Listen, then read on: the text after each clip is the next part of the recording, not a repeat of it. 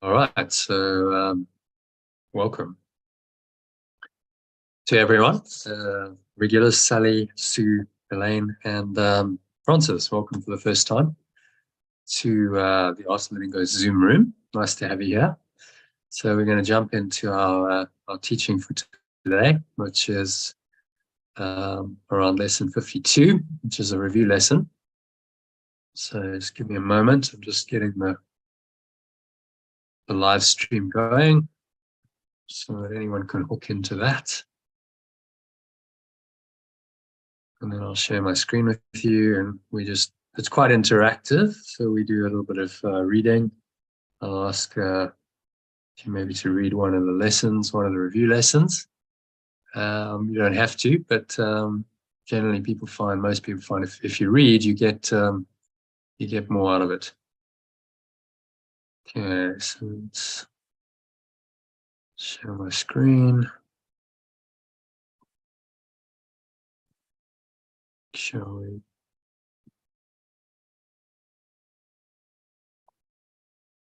That big enough? Okay.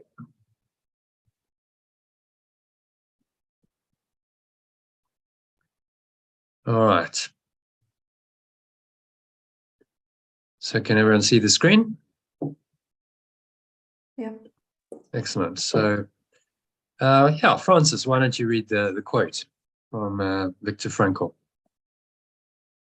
That's really funny. I just downloaded his book today, Man's Search for Meaning, and I was just listening to it this morning. So his name has come up a couple of times for me in the last week. Well, there you go.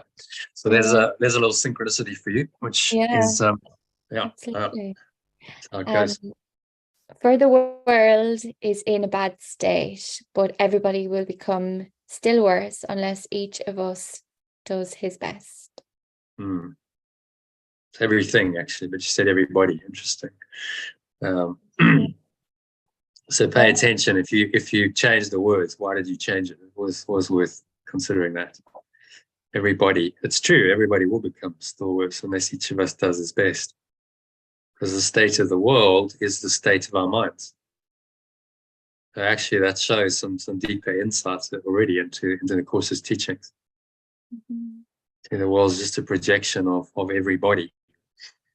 So Viktor Frankl, who was a prisoner in several concentration camps for 3 years during World War II, he lost his wife. His entire family were murdered in the Holocaust. Then he wrote the best-selling book, Man's Search for Meaning, which I can highly recommend. And he founded a new school of psychology called logotherapy, which postulates that the primary driving force of people is the search for meaning. This all builds on the theme of growing and thriving through adversity that we looked at yesterday's email, and I posted a bonus discussion as well on the hero's journey. Are you familiar with the hero's journey, Francis, or not? Yeah, I am. Yeah. You are. Okay. So that's just showing actually yesterday the parallels between the hero's journey and what Yeshua calls the development of trust, which is his version of the spiritual path to enlightenment. So the way we do this and become an agent for positive change in the world, what Yeshua calls a miracle worker, is to change our minds about the world so we can perceive the opportunity for transforming ourselves in the chaos rather than focusing on the darkness, which remember is really just your own limited awareness that stops you from perceiving the miraculous opportunity for inner transformation or correction that it presents. A miracle is an internal shift, a correction or a transformation in your mind and in your perception. So I usually give some bonus recordings. So if the live recording is not enough, there's another one here from one of the past sessions we did a year or two ago. So one of the beauties of I've been doing this for 5 years is there's a lot of archive material, a lot of recorded material, which is relevant. So you can tap into that as well. So we started the session by talking about Workbook Lesson 50 and Section 7 of the text, which is the totality of the kingdom. We looked at that a couple of days ago. And then I talk about the meaning of the parable of the wise man who built his house on the rock, and the foolish one who built his house on the sand, that Yeshua told 2,000 years ago, which is related in the Gospel, Matthew 7:24-27, if you want to look it up. But I've included it. So there the parable is a direct quote from the Gospel of Matthew. Who would like to read that? Sally, maybe? I will, if you make it a bit bigger. A bit bigger, okay. So zoom in, is that big enough? Any bigger? Yeah. Oops. Okay.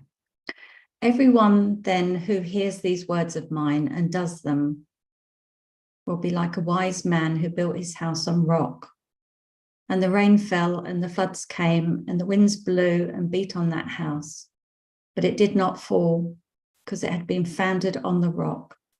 And everyone who hears these words of mine and does not do them will be like a foolish man who built his house on the sand. And the rain fell and the floods came and the winds blew and beat against that house and it fell. And great was the fall of it. Oh, some funny feelings went through me as I read that. Right. Yeah, so often these words do that. Always be aware of thoughts and feelings as you do this work. So, yeah, a great parable. He's talking about, to use it to teach his audience about where they should be putting their faith in the love of God or the kingdom of heaven, or in modern terms, we call it presence. Philosophers call it the ground of being. Our preferred name for it is pure formless awareness of perfect love, because it points us into the state of mind that it's describing. Whatever other name you want to use for the transcendent reality of the perennial philosophy that all the great spiritual teachers and teachings have pointed to through the ages. So it's called perennial because it's been around for thousands and thousands of years, and it's ever fresh. It's ever new. You can never tire of it, because it's pointing us to eternal reality rather than this temporary time-space matrix that we seem to live in on the surface level. So if you'd like to explore that, there's anyone who's got the email or the Telegram message, there's a half-hour podcast. I think, Sally, did you listen to it? Did you find it helpful? I thought it was brilliant. I'd like to listen to it a few more times, really, because there's so much to it.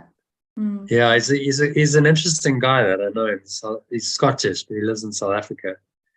And he's gone quite deep into Christian. He's like, I would call him a Christian mystic. So he's kind of gone deep into the more mystic side of Christianity, and then understanding these parables. I actually, I put this out a couple of years ago. And I included Eckhart Tolle's, Eckhart Tolle had a I don't know, 20, 25 minutes talk. It was during COVID. He was talking about this parable, and he gave a basic understanding of it. And then I put it out, and Stephen went, "Oh no, he hasn't gone way deep enough." So then he recorded that, and I thought, given that I've been part of the making of that recording, because I think he was inspired to make it because he didn't feel like Eckhart had gone deep enough. I've included it in the program. So yeah, you can go and listen to it. So there's a lot of different resources. You can go much deeper into it if you want to, and if you have the time. The links are all there in the emails that you'll get if you join. So remember, and then in Telegram as well. So whichever medium you prefer. So the alternative to this divine reality is the linear world of time and space, in which the ego, or the belief in separation, as we call it, dwells. And it miscreated this world. And it constantly tempts us to deny this true reality in favor of its distorted version of reality that offers us various, we call magic solutions. We looked at magic again in lesson 50 a couple of days ago. These magic solutions to our imagined problems, none of which will really work to fulfill our deepest desire for pure formless awareness of perfect love. So might just share this, no, not this one actually. It's another diagram, which I'm going to share. So there's various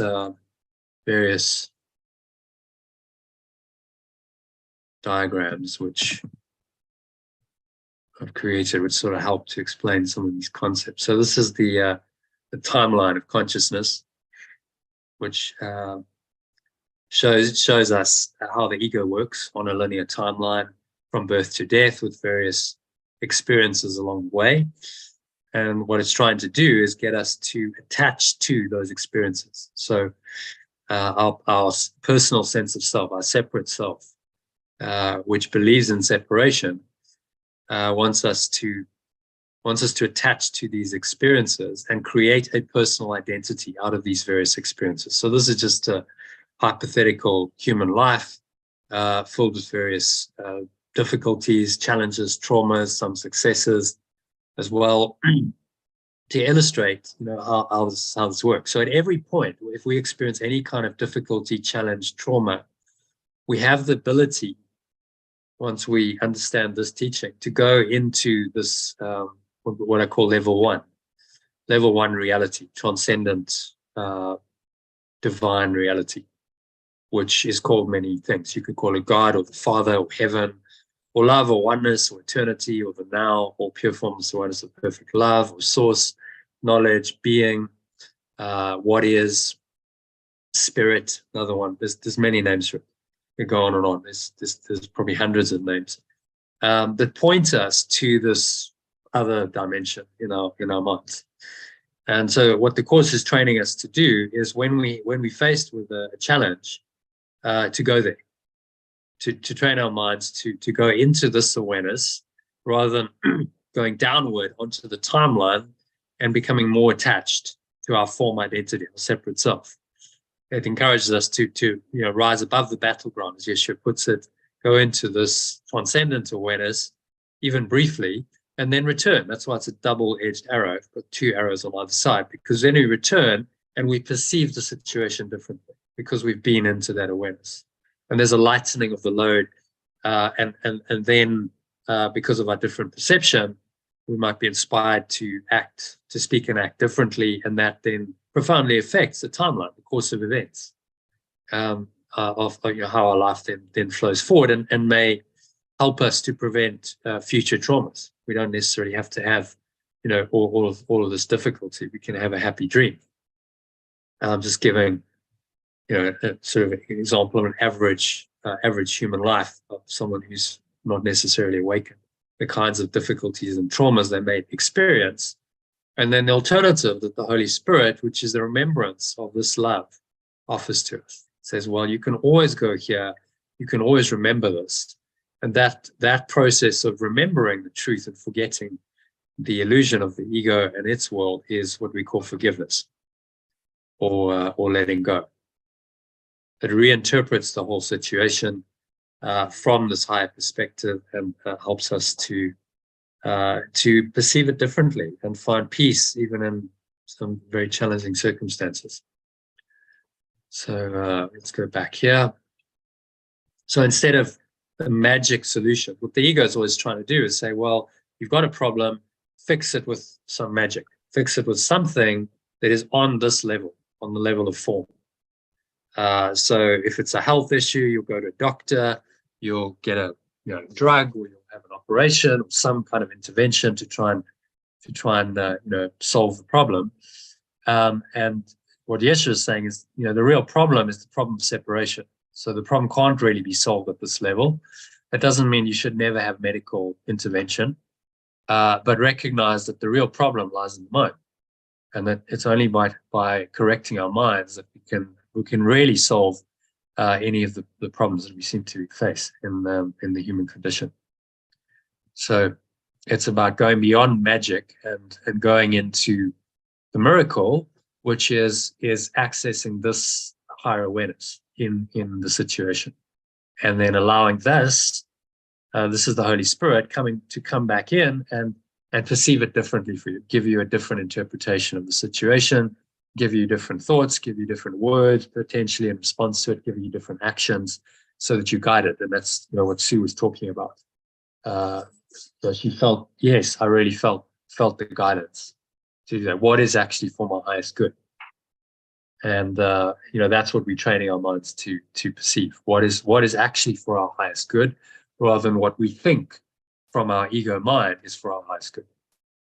Because they are very different, and they'll give you a very different perspective and a very different decision. As he teaches us very often, over and over in the course, these are opposite thought systems, so they will never reconcile. If you believe in the ego, then you have to deny the spirit, and if you believe in the spirit, then you must deny the ego. You can't really marry them up, which is a key part of this teaching. That's what distinguishes a pure non-dual teaching like this from many other teachings, where they do try and marry them up. It's a bit of this and a bit of that, and try and sort of merge them into something that makes sense. And he's saying you will never make sense of the ego. It's a thought system that's insane. So don't even try. Just recognize it for what it is and let it go as it arises in your awareness. Okay, so any questions on that from anyone? Francis? I'm diving a little bit in the deep end here, but hopefully it's good. And there's some learning happening. So any questions? You don't have to understand any of this at the moment, Francis. Just let it all just float past you. If it's against anything, just let it be. Yeah, it's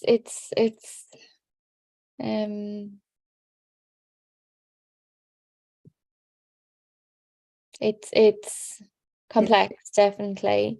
It's a lot. See, the one thing about these traumas and stuff, I'm not really understanding, and I've never quite got my head around it, why these traumas happen. Like, why do we experience them? Why do they come in? What is the experience of them for? Yeah, well, a very good question. And the ultimate answer is they're not real. So there is no good reason. There is no good reason. There's no substantive reason for them, which is why they're illusory and they can be let go of. But in the illusion, they happen because we have this false belief we call the ego in separation, and that false belief in separation requires trauma in order to perpetuate itself. So how would you justify fear and anger and hatred and guilt and all these negative emotions that make up the ego unless you had some justification? So we have to have the trauma to justify those negative thoughts and emotions, and those negative thoughts and emotions then create our seeming separate identity. Sum total of those thoughts and emotions is what we call the ego, which is really just a belief in separation that's got entrenched in our minds around a separate self. So we have a separate self concept that goes on that now wants to interpret all of these traumas for us and tell us, its interpretation of it. Oh, that's terrible. You lost your job. Oh, that's very scary. You better be very careful, very fearful. Because what does all that do? It makes you very contracted and very separate and very alone, doesn't it? Yeah, absolutely. And so it justifies a separate self. And that's the only reason for the trauma. Once you understand that, then its undoing is quite obvious. You go, well, just don't believe it. Like none of these traumas, none of what happens on this level, in this domain, is really true. It's all just a setup to be upset. It's designed to get you upset so that now your traumas are justified and you experience yourself as a separate self because of that. And you go through your life, if the ego has its way, you go through your life in a state of, trauma, traumatized, panicked, fearful, and the ego loves that because it makes it real. And the more you go into that, the further away you get from your true self, that becomes a distant memory. It's so buried in most people that you have no access to it anymore, very little access to it. So this process of mind training, not saying you can systematically and progressively turn the tables on the ego. So you can undo your belief in all of these traumas and the entire thought system that comprises the ego, and systematically and progressively go back home, which is this domain in your mind, no matter what seems to happen. In fact, the worse the trauma, the greater the opportunity to undo the ego. So it completely turns the tables on the ego and says, well, actually, your greatest traumas are your greatest forgiveness lessons, because if you can let go of the negative thoughts and emotions around them, then you free your mind from this ego construct, and you open your mind to experience this kind of higher awareness. And you know, the deeper the darkness, the more the light when you get to it. So if you've experienced major trauma in your life, you have some major opportunity to awaken. And the deeper the trauma, the more that opportunity is there. So it's a very inspiring thought system. It doesn't matter what the ego does, you can use it to awaken and return your mind to this awareness, which is home. This is our home. This is where we truly belong. We don't belong in time and space. We're not meant to be human. We're not meant to experience all of these traumas. We are meant to be in communion with Source, with our Source, at one with that Source, forever peaceful, joyful, and blissful. That's what we're meant to be. We're not meant to experience trauma and pain and suffering and sickness and death. And there are many teachings that try and justify it and say, well, this is all by some divine design. And fortunately, Yeshua doesn't say that. He just says, no. A God of love had nothing to do with any of this, fortunately, because otherwise God wouldn't be a God of love anymore. It would be a God of pain and sickness and suffering and death. So there's no attempt to reconcile these different realities in the Course. He simply says you must choose. You must choose between them, and every moment you are choosing. So come into that awareness, be vigilant of your mind and of your choices, and then you can awaken from the whole dream. And he's given us the mind training program to do it. So he's promising us ultimate freedom. So you can free yourself from this entire cycle of birth and death. The reason why we come back is because we haven't awakened yet. We still have a belief in our separate self, our ego, and so we bypass. We don't access this pure formless awareness. We're still in the belief in a separate self, and all of its dramas and pain and suffering. And when we die, that remains in our mind. If we haven't let it go, that maintains in our mind, remains, and that is then the ego that causes us to recycle our mind, and we come back again. We have another lifetime. And that accumulated egoic energy is what's called karma in the East. So that just pulls you back time and again. And then if you've still got that belief in a separate self and the guilt and the sin and the fear and the attack that goes with it, you have to replay it. And you have to live those traumas out again to experience them. And then you have another life with various egoic experiences. And unless you start letting them go and going and accessing this, you remain asleep, and you keep doing that over and over and over again. And we've all done that many, many times until you get tired of it. You start going, hang on, surely there must be a better way than this. There's got to be a better way than pain, suffering, trauma, sickness, and death. And then you start looking for a spiritual path, which this is.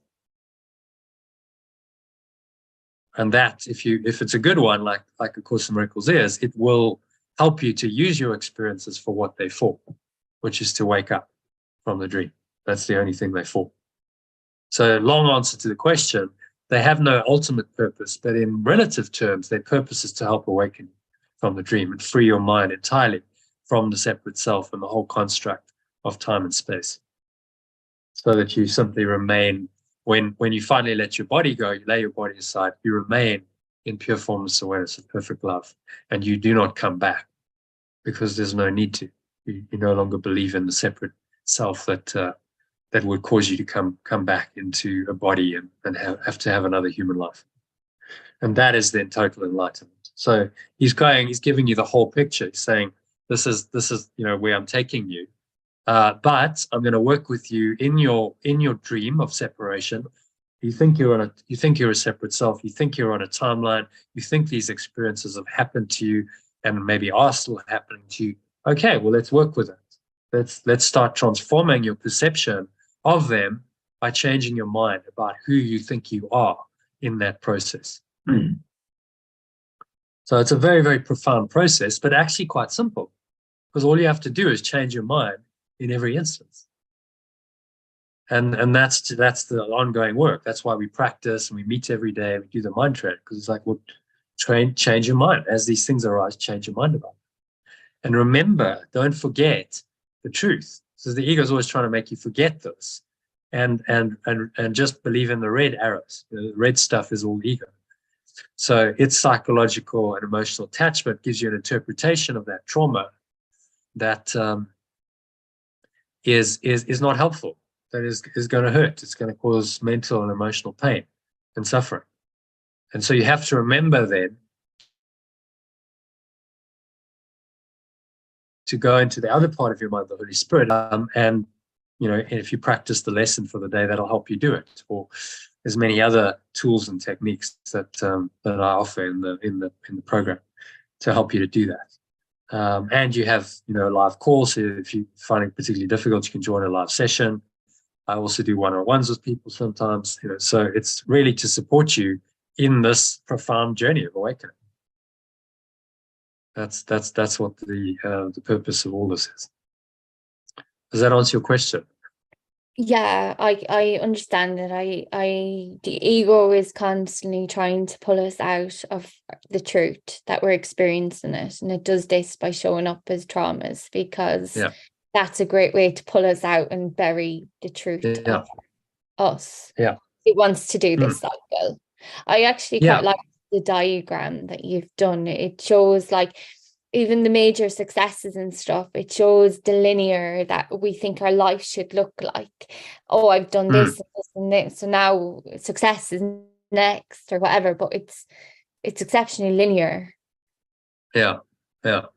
Whereas when you go above the linear pattern, it's non-linear. You go into this is always there. It's the constant that's always there through all of these experiences. So the more you access this, the more non-linear you become. Yeah. And you actually start to collapse time. It says, miracles are a way of collapsing time. So you can maybe eliminate some of these traumas that you would have had to experience if you really let go. You let go there. Maybe you don't have to have the heart attack, the stress, because you change your mind and you let go of that program. It would have caused you, if it played out, to have the heart attack or whatever down the line. So this is miraculous. It's a miraculous manifestation. You're not consciously trying, but I think I'd like to build a business and sell it for millions. You're not consciously trying to do that. All you're trying to do is let go of your mental and emotional attachment to whatever's arising. That's your job. And then be guided. And then maybe from your guidance, you're inspired to build a business. That's possible. You don't have to do it from egoic. Like, Sue mentioned, she's now got a healing business, which she feels inspired to do. That's part of her awakening path. So then you have a different motivation. It's not the motivation of the ego, which is always about form and what you can get. It's more about, well, what can I learn? How can I grow from this? And how can I help others? How can I contribute and share this awakening that I'm experiencing with others? And if you can make that into a form of a business, a livelihood, then amazing, because then you're getting paid to do what you love doing, and help others in the process. So all of this we covered in the 6-week course, but if you stick around, the teachings kind of permeate through in all these sessions and discussions. Okay, so let's go back here. As I said, if we attach our minds to the false beliefs or idols, by believing in them, Yeshua is telling us that we can expect a great fall, by which he means a descent into experiencing guilt, sin, fear, anger, and various other forms of mental and emotional suffering, all of which are ultimately self-created through the projection and misperception of our own false beliefs. So if you look at the timeline, what the ego tells you, major trauma, it gives you a fix. right? So it'll say to you, well, let's say you have, there's an example here, major childhood trauma, death of a parent. Okay, so that's pretty traumatic for any child. Then the ego gives you a fix, and it'll say, okay, well, you're gonna marry the surrogate parent. So it gives you something on the physical level to try and make that trauma better without really dealing with the trauma. The trauma is still there. In fact, the trauma is being perpetuated by the marriage because you're trying to somehow cover up that trauma, somehow meet the need that you feel you have for the surrogate parent. And of course, that's not going to work because the trauma is still in you. You haven't really let it go. So now you bring that trauma into your marriage, and then surprise, surprise, it all goes a bit pear-shaped, and you get divorced. And then you have another trauma, you see. Whereas if at that point you said, okay, I need to actually heal my mind, instead of seeking some kind of substitute healing in form by finding another special, another person, a special relationship, let me actually let go of this trauma. Let me really heal my mind. Then you wouldn't have to do the magic to try to fix it on the level of form. And so then you avoid, another trauma, which is a messy divorce.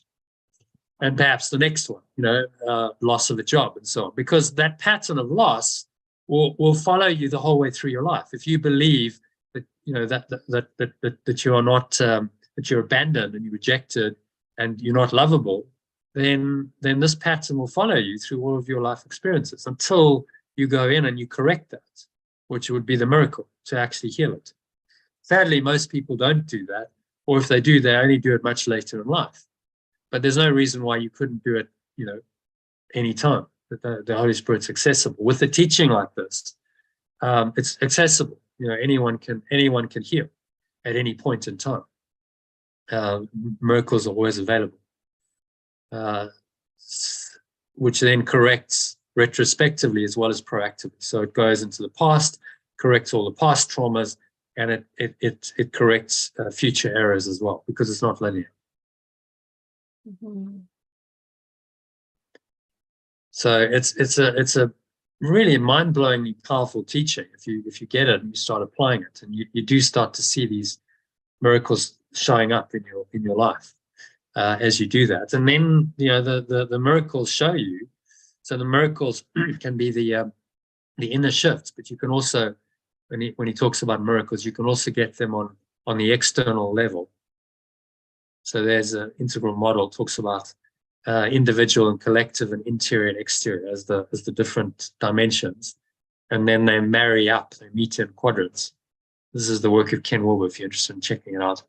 But for our purposes, the miracle happens in the interior I, the subjective self, as well as in the objective, the exterior. So it's reflected in our bodies, in our experiences in this world, in performance outcomes, which then show us, actually, the shift had some impact.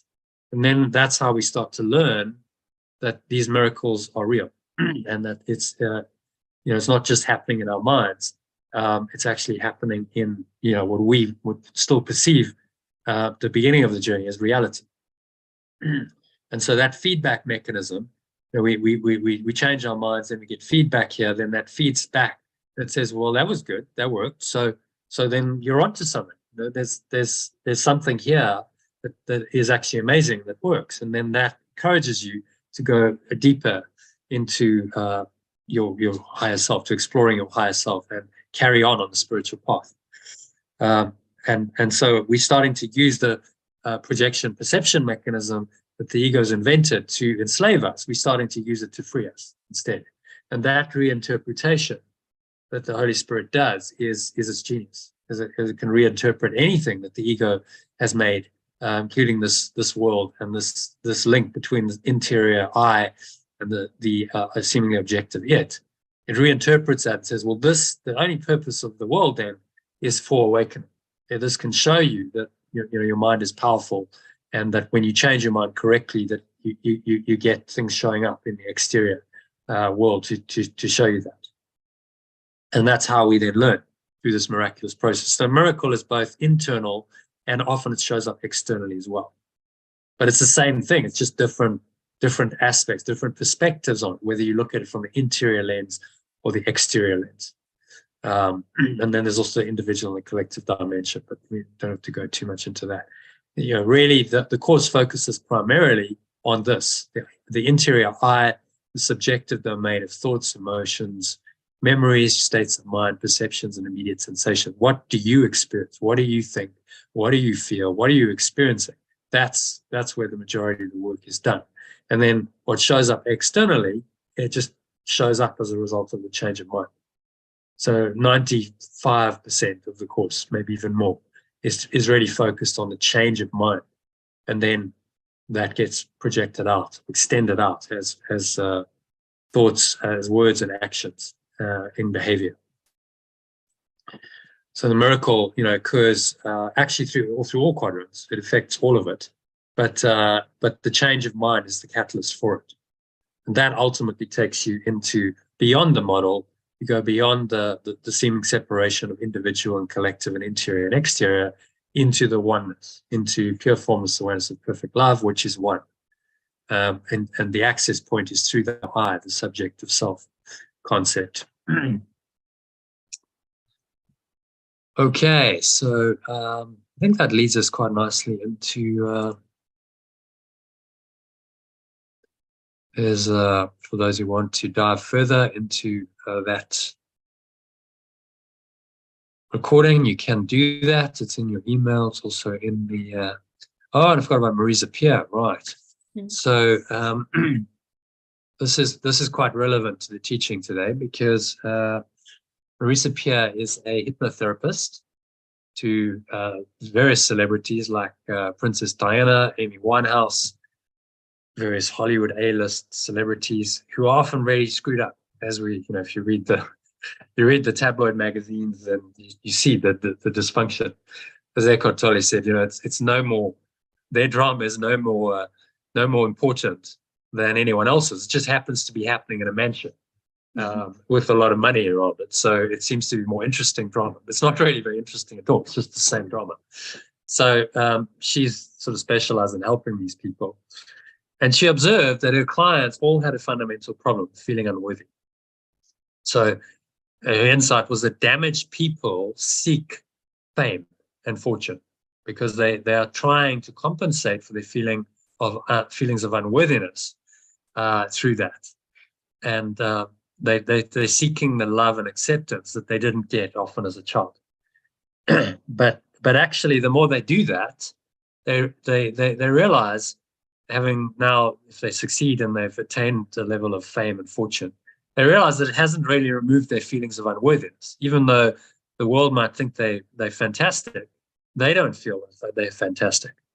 As she said, everyone fell in love with Princess Di except Princess Di. She didn't feel she was worthy of love. So then they often turn to substances like alcohol or drugs to numb their pain. They go to psychologists who often don't understand this, and then they end up in Marisa Peer's office. And then she really just does A Course in Miracles in them. So it's teaching people that they're worthy, and that the ego strategy simply won't work. So whatever you try and do on the level of form, you've tried all those. She says, well, they come to her when they've done everything the ego said they should do. They've made money. They've got a level of fame, success. They may have had multiple partners, special relationships. They've done all of that, and they're still miserable, and they're still drinking or killing themselves with drugs, whatever. And so they kind of have nowhere to go then, except to go to someone like Marisa, who's going to point them in another direction. Say, well, there's actually another way of approaching this.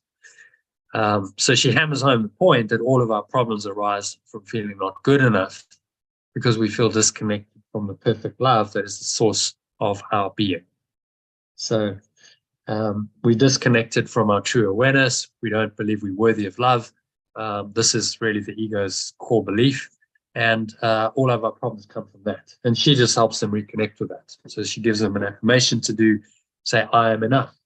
Well, that's very similar to people who've done the Art of Letting Go course from what we do. We just turn around the ego's belief, and you get a true belief that I am enough, I am love, I am powerful, whatever it is. Usually it's a version of love, and that changes everything when you believe it. So again, yeah, great video. I listened to it again this morning. Some really good stuff she shares. You can go listen to that video when you have a chance. And that leads us nicely into today's review lesson. So we'll skip through the introduction. That's just some, did that yesterday, just some instruction on how to practice this. He's saying to us really that at this stage of learning, we should try and make time for this. We should try and spend dedicated time practicing these lessons. But in time, we will learn that peace is part of us wherever we go, and that we take our peace with us wherever we go. But that takes some mind training. So for now, dedicate time to these practice periods to really absorb the lessons and change your mind in that 2-3 minutes, whatever you dedicate to doing it. So each time you do a lesson, it's a little spiritual practice, and it's another part of unwinding your mind from the ego. Okay, so there are 5 lessons which we'll review, and each one has a little commentary on it. So I'm going to ask you to read each one of you read one of them, and then you'll see Francis in the alternative. I've changed some of the language, and I've put some emojis in as well to spice it up. So read the original in line by line, sentence by sentence, and then go to the alternative, and you'll see the changes I've italicized, so you know what's been changed. So do you want to kick it off with paragraph the first one? I'm upset because I see what is not there. Me. Yeah. Okay. I am upset because I see what is not there. Reality is never frightening. It is impossible. Okay. Yeah. So just when we get to, Okay. yeah, fine. When we get to, there isn't much to change except when we get to God. So I'll tell you when to look. But just read the whole thing. It's fine. Read the whole thing and then read the alternative. Okay. It is impossible that it could upset me. Reality brings only perfect peace. When I am upset, it is always because I have replaced reality with illusions I made up. The illusions are upsetting because I have given them reality, and thus regard reality as an illusion. Nothing in God's creation is affected in any way by this confusion of mine. I am always upset by nothing. Okay. And then read the alternative. Okay. Reality is never frightening. It is impossible that it could upset me. Reality only brings perfect peace. When I am upset, it is always because I've replaced reality with illusions I made up. The illusions are upsetting because I have given them reality, and so regard reality as an illusion. Nothing in love's perfect extension is affected in any way by my confusion. I am always upset by nothing. Yeah. So any thoughts on that?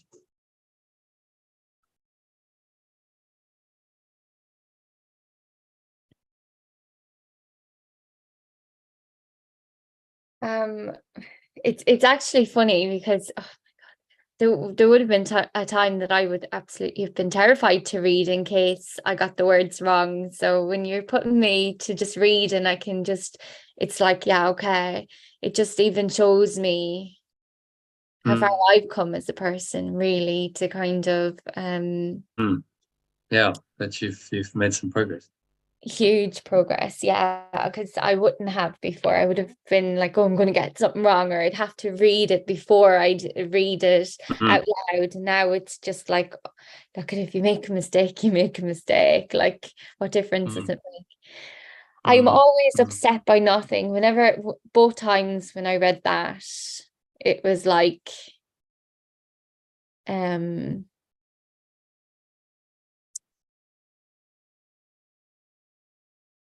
I don't know, I felt maybe anger at it.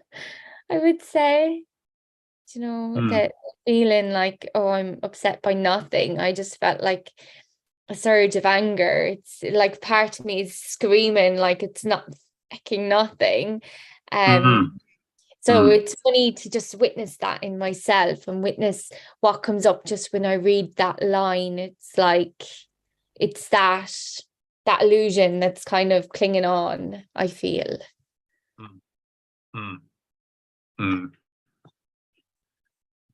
Yeah, so you That's get what's these yeah. you get these Exactly. And I think that's what's powerful about this work in the Course of Miracles. It's when you can come into a space of really witnessing what's happening in your body as you read the words.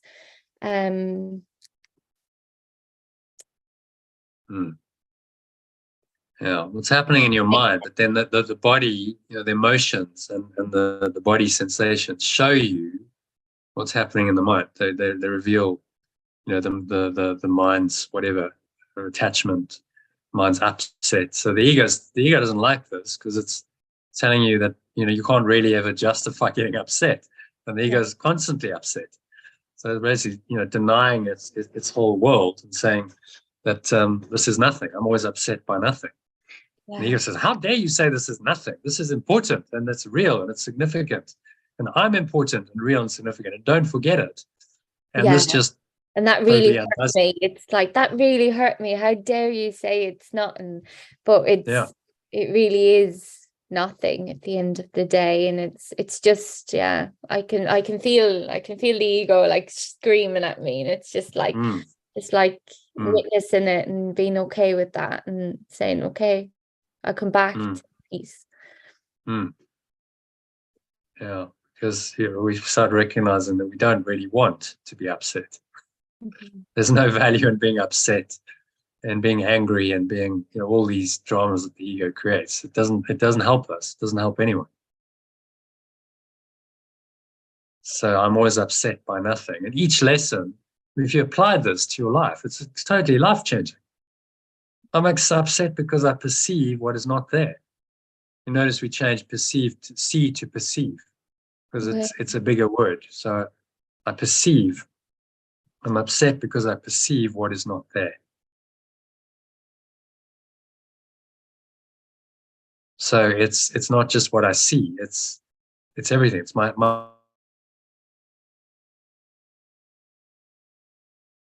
whole perception. Perception is really stimulated by physical senses, but it's what I perceive, and perception implies thought. It implies interpretation. It's not just, you know, not just a physical sense. It's much more than that.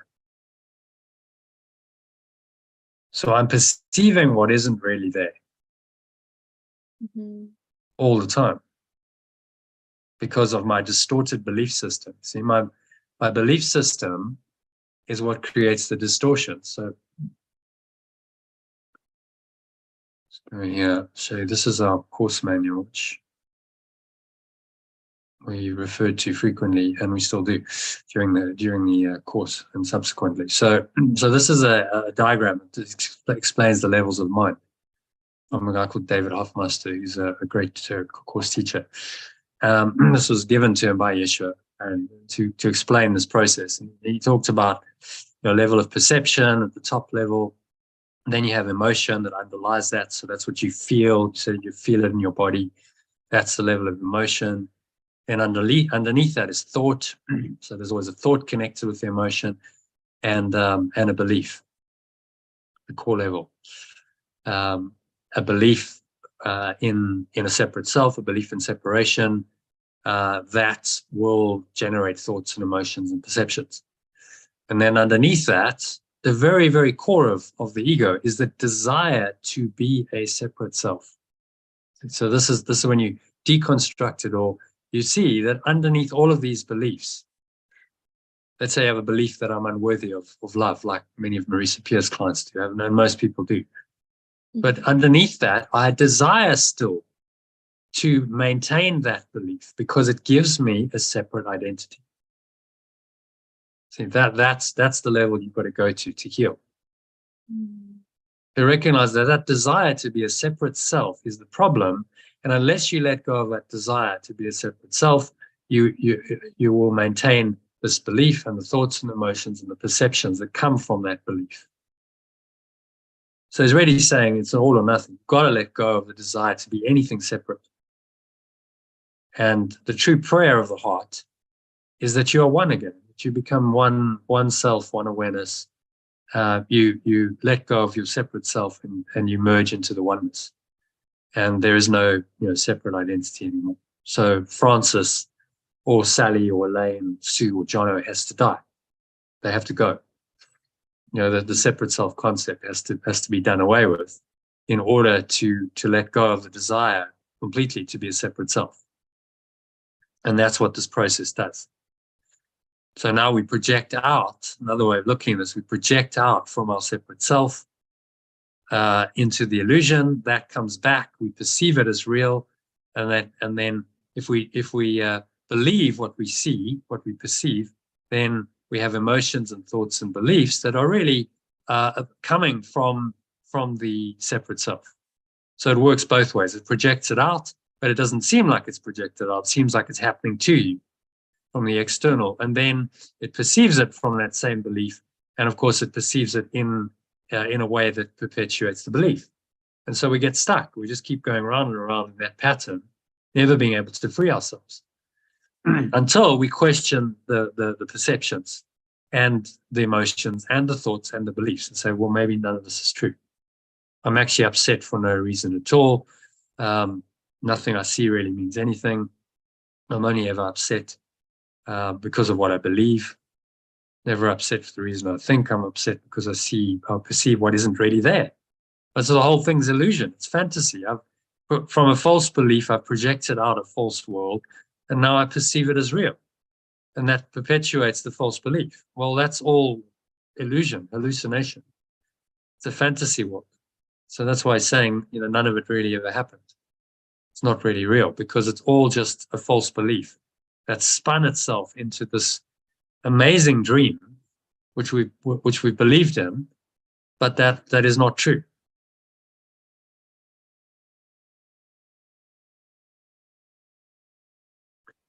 Okay, so any other comments, questions, or thoughts on the first review lesson? I'm upset because I perceive what is not really there.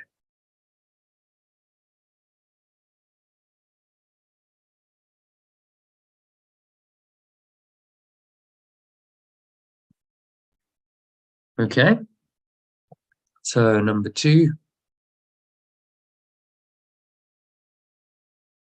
Actually, lesson 7. I see only the past. Who would like to read that?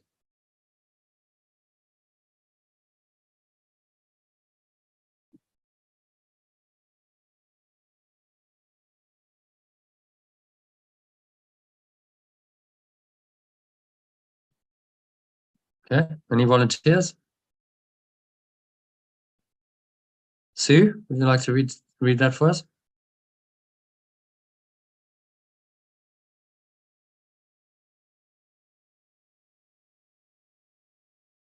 Can't hear you. What's happening? Someone else try and say something? Maybe it's my computer. No. Right. Right. Okay, there you go.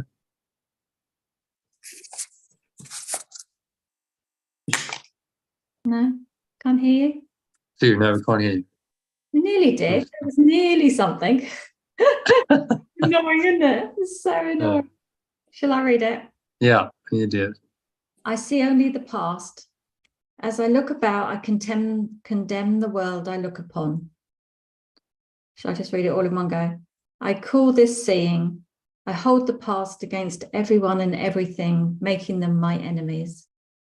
When I have forgiven myself and remembered who I am, I will bless everyone and everything I see. There will be no past and therefore no enemies. And I will look with love on all that I failed to see before. Okay, alternatively. I perceive only the past. As I look about, I condemn the world I perceive. I call this seeing.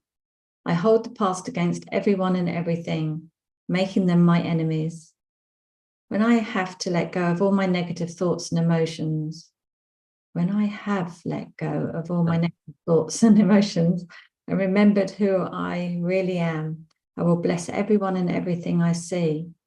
There'll be no past and therefore no enemies, and I will perceive all that I failed to perceive correctly before with love. Wow. Yeah, it feels so different reading it out loud, as we know. It does seem to help, doesn't it? More like an affirmation. Yeah, because you hear it, don't you? And you're speaking from the heart, and then you're experiencing it. It's a whole process, isn't it? Mm. The amount of times I've done this lesson, but yeah, that's sunk in deeper. Yeah. So I will bless everyone and everything I see, because I realize that.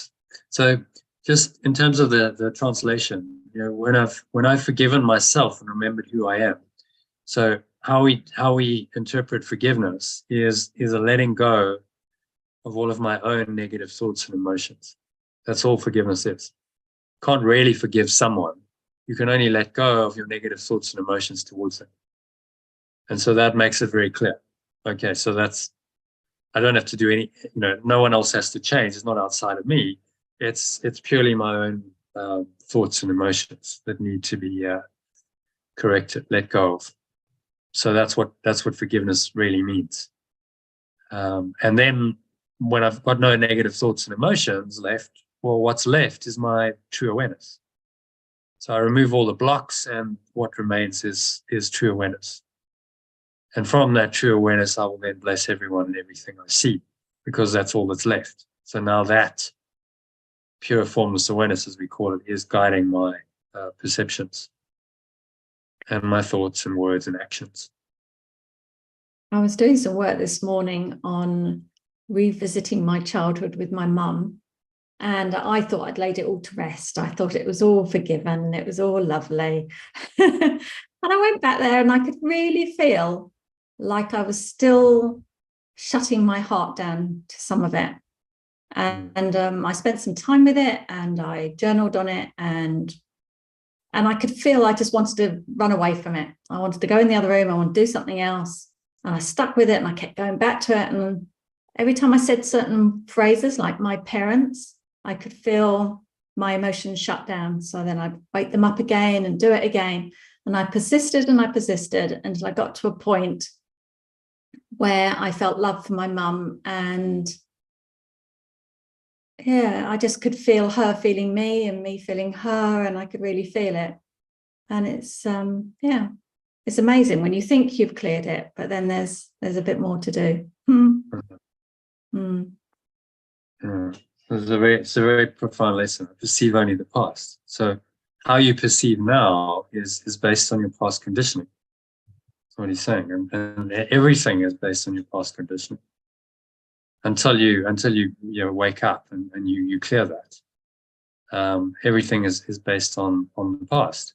So you're not really present. You're just living out the past conditioning, traumas, whatever seems to have happened in your past, in each moment, and not really being present. And then you're consumed by the ego's thoughts and emotions. You project that into the future. So now you have fear usually going on that things will get worse, and it's a very unhappy reality. It was really interesting when I was doing it, because it was like I had a vision of my mum in a certain situation. And that's how I guess I refer back to her. If I think back to my childhood, I have to see this vision of her being really angry and irritated and upset and sad. And I kind of, effectively spiritually bypassed it and moved on in my life and feel like life is going really well. But when push came to shove, I could see that I was holding on to this hate of her for not loving me. My perception was she didn't love me. That wasn't the truth. Once I did the work on it, it wasn't the truth at all. She wanted as much love as I did. It's fascinating, isn't it? These layers, and how we can put those barriers up and not go there until we're ready to go there, isn't it? And so I was like, Just wanting to do that. Absolutely. Yeah. And then there's the healing that comes. You're now free. You don't have to relive that trauma, and that changes your mind about everyone. As you clear your mind, you no longer have any residual ego ultimately. So there's no thought of a lack of love. There's no thought of something other than this pure formless awareness of perfect love remaining in your mind. That's the enlightened state. Yeah. So all of these are steps in that direction to clear all of this garbage out of your mind, so that you can just have that awareness, which is purely present. There's no past, there's no future. It's awareness right now. So very powerful lessons. These first few lessons of A Course in Miracles are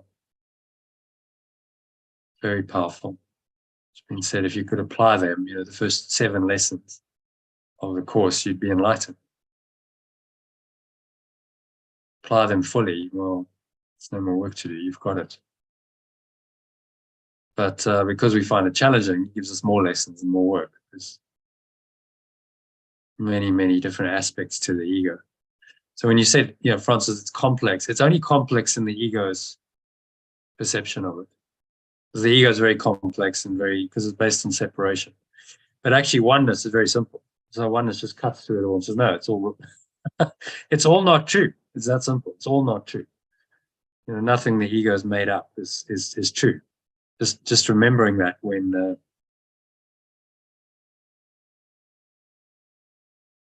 you're tempted not to. And then, just so you know, there's a 3-minute breath break there. So what I do is I recorded a little what I call breath breaks to help you to practice that lesson for the day. So you click on that, it should bring it up. And then there's a recording that will guide you through that. So you don't have to read. You're on the go. You're on your mobile, whatever. You just go, and then play that recording to guide you through a 3-minute practice period on this particular lesson, this particular review lesson, number 7. Okay. So any other thoughts on number 7?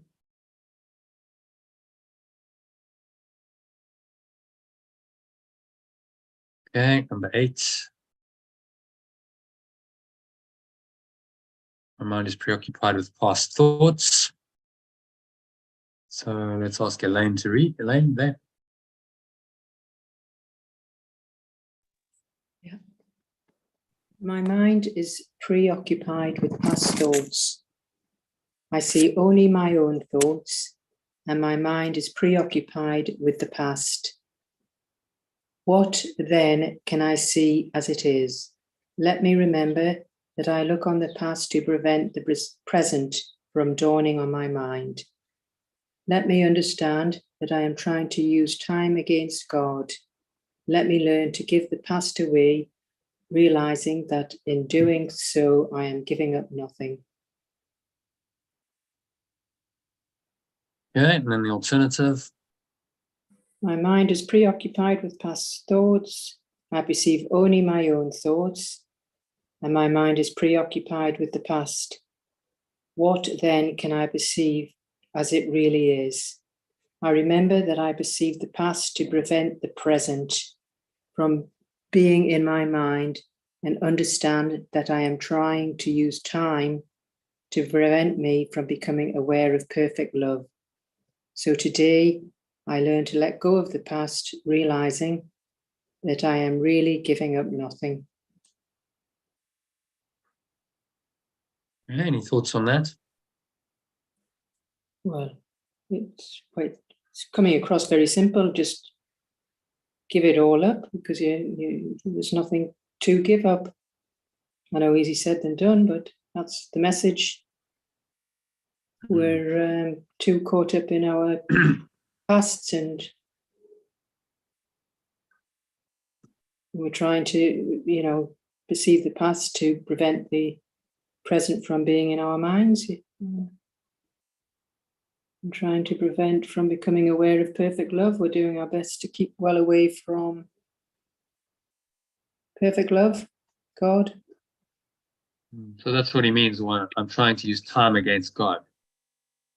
I'm using time to continuously generate upsets and dramas that keep me away from this awareness of perfect love. Yeah. Prevent me from becoming aware of perfect love. And that's the ego's whole game. That's all it's trying to do. Yeah. Once you understand its purpose, the undoing of it's quite simple. Just don't believe in it. You don't have to believe in any of it. Whether it's arising currently in your awareness or based on a past experience, none of it's true. And that's the Holy Spirit's only reinterpretation of the dream world. None of it's true. The one correction you can always make. Yeah. That brings you into present moment awareness, which you see in our timeline, is always right now. Because this is eternal. So the closest approximation of eternity in time is the now, this moment. Because you can access that awareness in this moment. But as long as you caught on a timeline in past or future, your mind is not present. You can't access that awareness because it can only be accessed now. So, what a cunning strategy to keep us away from that awareness by continuously getting us to focus on the past or the future and really ignore the present moment. Torment. And that's what the ego specializes in. But once you understand its strategy, the counter is obvious. Don't believe in the past. As he's saying here, let go of the past thoughts, thinking about the past, feelings about the past. You recognize that none of that's true. It was all seemingly happened in the past, and there's actually no evidence that it even happened. It's just a memory in your own mind. So did it even really happen? Well, the Course is telling us that it didn't actually. But even in your ego's mind, ego's going to tell you that's rubbish. It did happen. Even then, you can start questioning it. Using a process like Byron Katie's work, for instance, say, can I know this is true? Do I know this is true? What happened in the past? Can I absolutely know this is true? Talking about any kind of interpretation, any belief that you have about anything. Can I absolutely know it's true? No, you can't. Almost anything in this world, you can't, because it's perceptual. You're perceiving it in a certain way. How do you know that's true? Well, the answer is you don't. So you start to deconstruct all that, question its truth and its reality. And as you do that, you clear away the past and the future. You open your mind to the present, and this awareness comes streaming in. And you find yourself more and more in this awareness, in the present moment, which is very happy, very joyful awareness. Even if you are faced with an unpleasant situation, I guess you'll just deal with it there and then let it go. But that's easy said than done if it's traumatic. So I'm now in a traumatic situation. Well, again, define it. So is there trauma? If your mind is not freaking out about it, it's just a situation. Let's say you're in a car accident. If your mind is traumatizing, oh my God, this is terrible. That's the trauma, your perception of it. But if your mind is simply, okay, well, this is where I am. I'm maybe having the car accident or trapped in the car. Okay, I'm not traumatized. I'm just going to do what I need to do to get out. That's a very clear, calm awareness that can come through and be very helpful in any situation like that.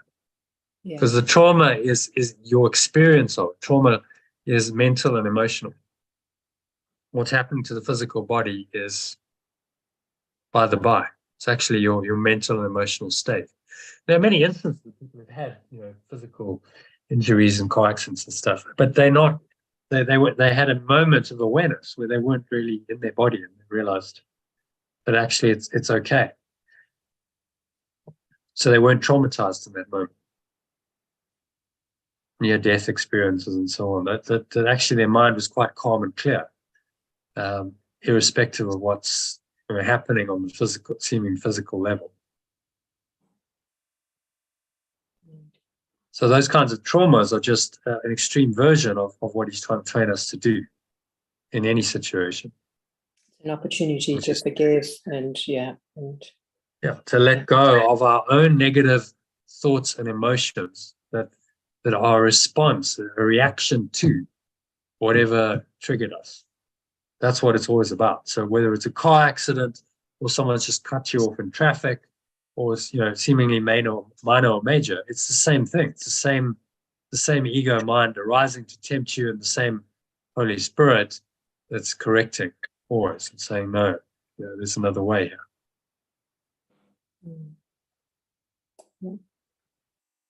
Okay. So any other thoughts on number 3? Extension of number 2. So I perceive only the past. Therefore, my mind is preoccupied with past thoughts because I perceive only the past. Logical extension of the previous lesson. And then I see nothing as it is now, which is really saying the same thing as number 7, just in different language. Nothing as it is now, what I perceive only in the past.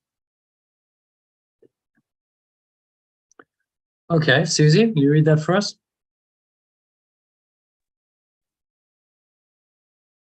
Hi, everyone. If I see nothing as it is now. If I see nothing as it is now, it can truly be said that I see nothing. I can see only what is now. The choice is not whether to see the past or the present. Choice is merely whether to see or not. What I have chosen to see has cost me vision. Now I would choose again that I may see.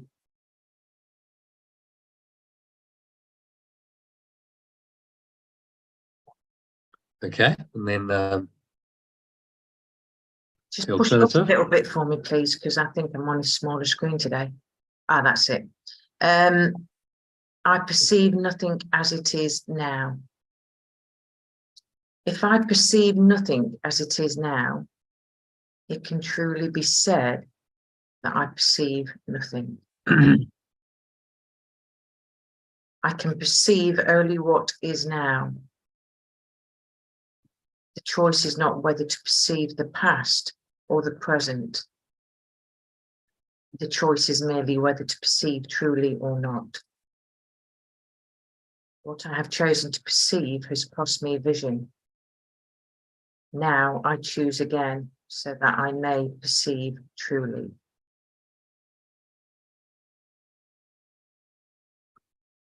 Okay, so thoughts on that? Well, I've definitely been through that this morning. Have you? Yeah, Okay. I had to do some writing, and I noticed, because I do the forgiveness, the 10-step writing it out, and I had noticed that I put at one stage, and it made me go back, I'd put the anger, I'd written about the anger, yet underneath I'd put in, I'm angry, I'm so angry, and I thought, wow, hold on a minute, I've just written down, 1 minute I was writing down, I'm the awareness of the anger, the next minute I was so attached to the anger, so I had to stand back and have a word with myself and say, what are you doing? So, but it took me a long time, like Elaine said. I think sometimes I was just looking through each step and reading it, and then I just noticed that whole shift, and it was like you said, in the now. So these lessons and this work is all about bringing that kind of awareness.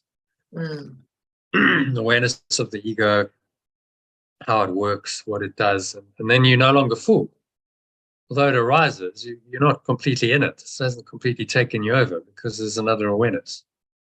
I think what gets me, or I get stuck sometimes, is it's the resistance, Jono, and with the resistances, I just feel that whole, even if I describe it, it feels like it's just solid.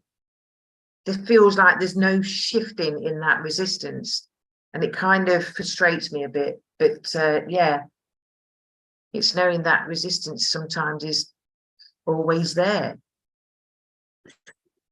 Yeah, as long as we have an ego, that ego is made up of resistance. It's the denial of love. So it's the resistance to love that gives it its identity. So we all have it, and it's to become aware of it as we practice and we do these lessons.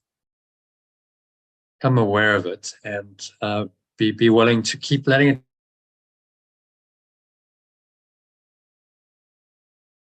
it go. That's all you can do. Okay, I notice all that emotion.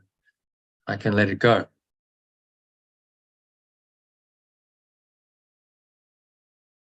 If I perceive nothing as it is now, it can truly be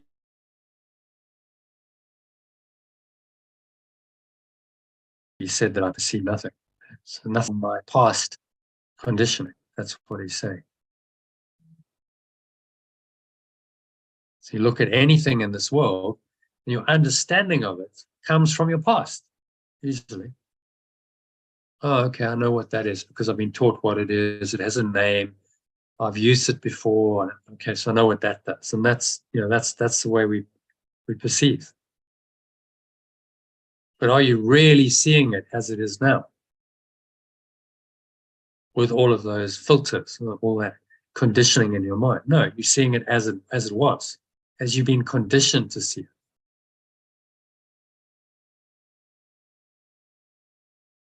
So hence I perceive nothing as it is now.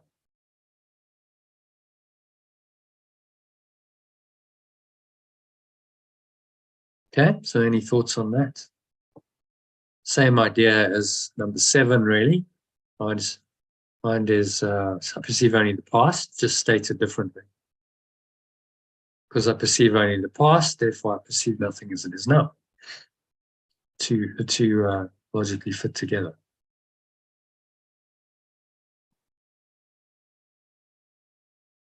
That takes me out of present moment awareness. It means that one moment is inaccessible to me. Because I'm stuck in the past, and then usually I'm projecting my fear. The past, life will get worse based on my past into the future. So I'm playing on the timeline, and that makes the timeline real. And of course, the more real the timeline is, the more enslaved you are, the more attached you are to your personal identity and the inevitable process of aging and death that will ultimately come on the timeline. Whereas this frees your mind from that whole timeline, as demonstrated by Yeshua, our teacher, who transcended. He transcended the illusion of death, resurrected, and showed us that it's not real. But actually, we don't need to die.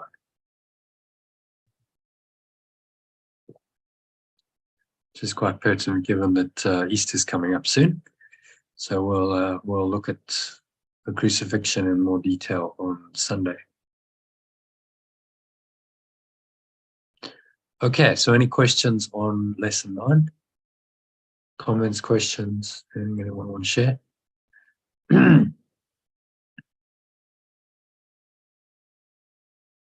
Okay, so last one, number 10, my thoughts do not mean anything. Let's see, let's do that. You want to give it another go? If you can read I'll give it another go. Can you hear me okay? Yeah, we can. Right, good. Let me just make it bigger. My thoughts do not mean anything. I have no private thoughts, yet it is only private thoughts of which I am aware. What can these thoughts mean? They do not exist, and so they mean nothing.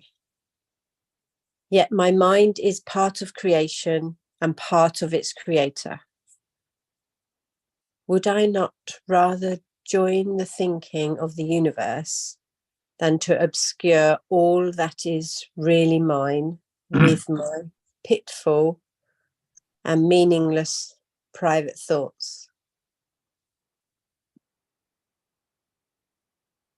Yeah, and then the alternative. My thoughts do not mean anything. I have no private thoughts, yet it is only the private thoughts of which I am aware. What can these thoughts mean? They do not exist, and so they mean nothing. Yet my true awareness is pure formless awareness of perfect love. So I translated, yet my mind is part of creation and part of its creator as that. So that's a reinterpretation. My true awareness is this awareness. Much, much simpler and more direct. Would I not rather join the thinking of this universe than to obscure all that is really mine with my pitful and meaningless private thoughts?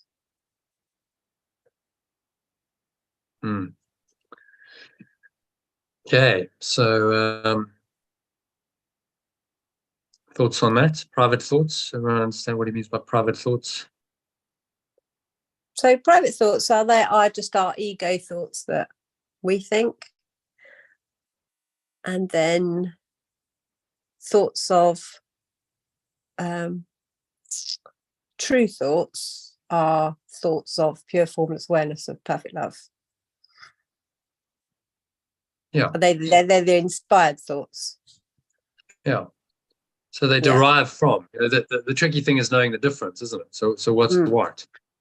Yes. That's the big part of the mind training. So you can identify what's coming from this awareness and what's coming from the denial of this awareness, and you know clearly what the difference is, then you can make clear decisions. And that's how text I felt. reading is all about. Yeah, yes, that's how you felt. That's how I felt when I had that moment of realizing that that's what I wanted to do, but actually that wasn't the right thing for me to do. Yeah. Brilliant. So then that's why we do the mind training, because how do you know? Where's the thought coming from? Is it coming from a deeper place, this what we call pure formless awareness of perfect love? Not directly, it's not, because pure formless awareness has no thought of form, but this is where the Holy Spirit comes in. The Holy Spirit, the Holy Trinity talks about taking that high level awareness, which is not dualistic at all. There's no dualistic thought. There's no subject-object perceptual thought going on here. There's no perception. And then that kind of steps it down into a true self, or Christ, or Son of God, so known as the Buddha or the Atman in Eastern teachings. And that self is what's now perceiving the illusory world of people, places, things, events, circumstances, traumas, successes, failures, and all experiences that seem to happen in the physical universe of time and space. And interesting, because he talks about the universe, he doesn't mean this universe. What do we think of as the universe? That's why I said this universe. Think of the universe. So most people think, oh, well, that means the universe of form, the material universe, with stars and planets and galaxies and so on. But actually, he means the universe of truth. Thinking of this universe, right? He's talking about the true awareness, pure formless awareness of perfect love, is its own universal reality. So universe, in this sense, is pointing us back here to this domain. So that's ultimate, infinite, absolute, cannot be deconstructed further. But this can be stepped down. It can be interpreted by Christ, our true self, through the Holy Spirit as true perceptions, which he calls Christ's vision. These are the miracles, or forgiveness, also called letting go. Another word for it is flow, or intuition, surrender, acceptance, salvation, at-one-ment, enlightenment, awakening. These are all terms that have been used in different traditions for this process of correcting perception. From the perspective now of the true self, it's connected to pure formless awareness, that knows that pure formless awareness is true, but is able still to perceive the world and make decisions accordingly based on a transformed perception of the world.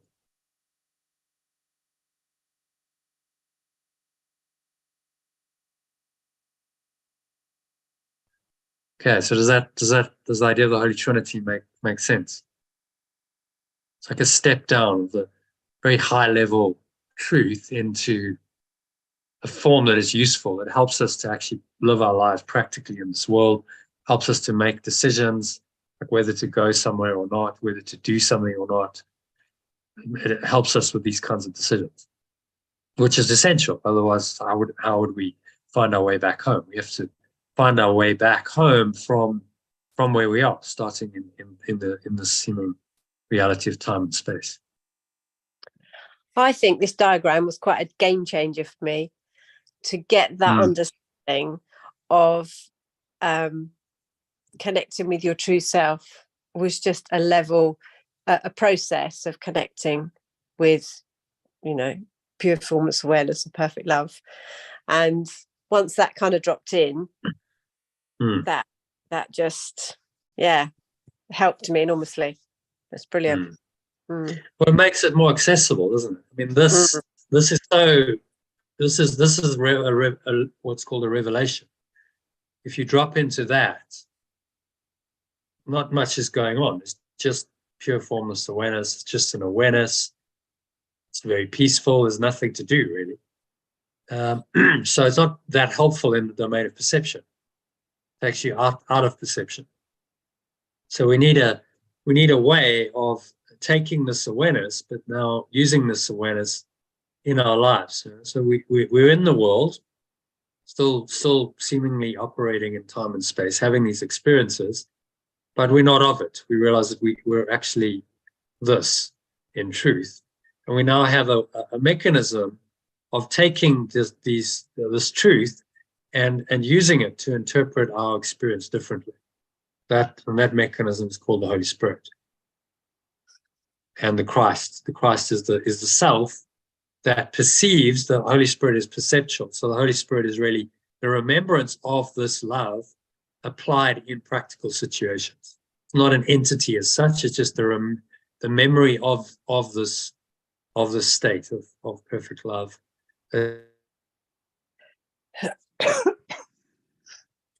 It's now can come in and be applied in these situations by our true self, or Christ, which is just knows that it is one self, knows that it's not separate from anyone or anything, and therefore makes decisions accordingly. Doesn't see itself as a separate self. And so now you've got a mechanism of translating this very high level awareness, which is beyond duality and perception, into time, into duality and perception in a very helpful way. That's going to guide you systematically out of time. That's the whole point. So the purpose of following the guidance is not to have a better life, although it will give you that. The purpose is to awaken from that life, awaken from the dream, and return your mind back to this awareness completely and exclusively. That makes sense. Ask Francis, hasn't seen this before. Francis, are you following some of this? Yeah. I'm sorry, my daughter just got home, so I was just catching up with her there for a second. But yes, I am. It's like, yeah. Even the lessons and the way that they're hitting me today, each one of them is kind of like hitting me, and I feel all this stuff stirring around inside me, actually. Yeah. Well, that's good. Yeah, it means something's happening. So and so that's you've experienced a little taste of it. Imagine if you did this every day. It accelerates. It's an accelerator of the spiritual journey. You start to get these insights every day rather than once a week or whatever. It accelerates everything. It's a catalyst for this process, and so it works. Watch out if you join these calls. Stuff happens. Things change in your life in a good way. But when I say watch out, it's like, well, it does actually work. Things change and transform, often quite rapidly. But be prepared for change, because that's what you have to change your mind in order to awaken. So the Holy Spirit has to change your default thought system and perception from this red box to the true self, so that you can start accessing more and more of this awareness coming through your true self. Okay, so any other thoughts on these lessons? They kind of flow quite nicely in sequence. We look at the sequence of them. We've got, starting with, I'm upset because I perceive what is not there. I perceive only the past because I'm actually perceiving everything from past rather than present perspective. My mind is preoccupied with these past thoughts. I perceive nothing as it is now. Because of that, I'm not present. I'm lost in the past or the future. And really, my thoughts don't mean anything, because I'm just believing in what's false. I'm believing in an illusion. And none of these thoughts that come from the past even really exist. So then it opens us up to true existence, to the true part of our mind that loves this, that's starting to awaken. And that's the stirring up, when you feel that there's a conflict between the thought systems, and then it feels a bit difficult. But you have to start confronting the ego and saying, no, this belief system isn't true. Just what these lessons do. Okay, so any other thoughts, comments, questions? Otherwise, we'll go into a meditation on this. I'll guide you through meditating on the 5 lessons. Read the text to you again in the meditation. I'll tell you what we'll do. This will be nice. So, because it's in the first person, so I'll start, and then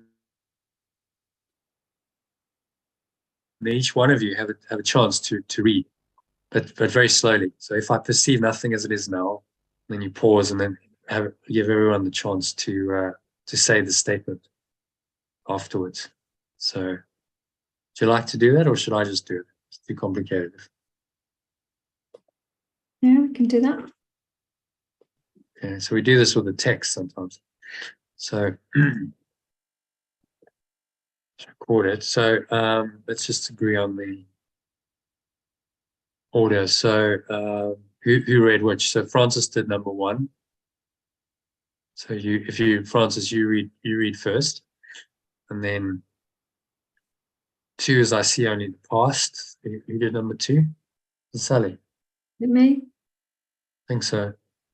Sally, number 2. Number 3, my mind is preoccupied with past thoughts.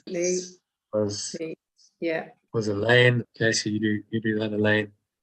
Number 4 was Susie. See nothing as it is now, and 5 was Sue. Perfect. There's 5 people. Kind of works. So yeah, I'll just call on you when it's your turn. I'll kind of guide the meditation, and then you just come and again read it in the alternative really slowly. So as I look about, pause and give the idea of everyone else as you actually say it aloud to yourself. So it becomes an affirmation, and then just mute yourself so you actually say it aloud. So let's give that a go, shall we? See how that goes. Poor old Francis, thrown in the deep end. I know. I'm like, oh my God, what am I supposed to do? Okay, I'll go there again. So just read really slowly. So you're going to read the alternative. Just the alternative. I'm upset because I perceive what is not there. And then you pause. Okay. Pause for a few seconds. Let everyone catch up and say that aloud to themselves, but they mute it. And then go. Reality is never frightening, so that's easy. You then pause for a couple of seconds to give people a chance to say that. It is impossible that it could upset me. Then pause. You see, very slowly, and it's quite powerful when you do that. So I'll just take you into a bit of meditation to start with, and then I'll say, okay, Francis, you're up, and then come out of it and unmute yourself, and then say your bit, just to there, and then you're done. So, do you want to practice it? We'll give you a chance to practice it quickly if you like. Okay.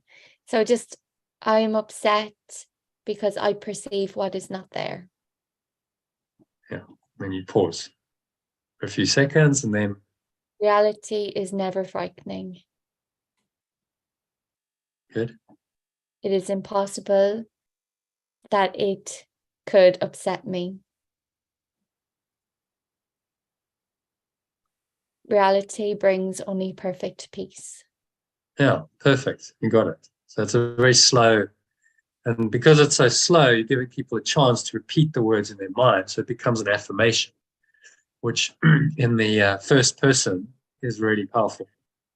Yes, okay. Becomes an affirmation. So we've done this with the text. We actually translate the text, personalize the text into first person, and then state it that way. It really works. But this is already in the first person, so you don't have to do that. It's very easy.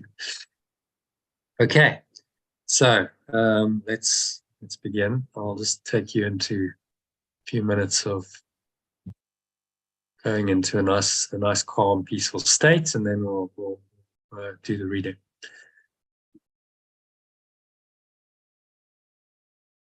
Okay, so making yourself comfortable.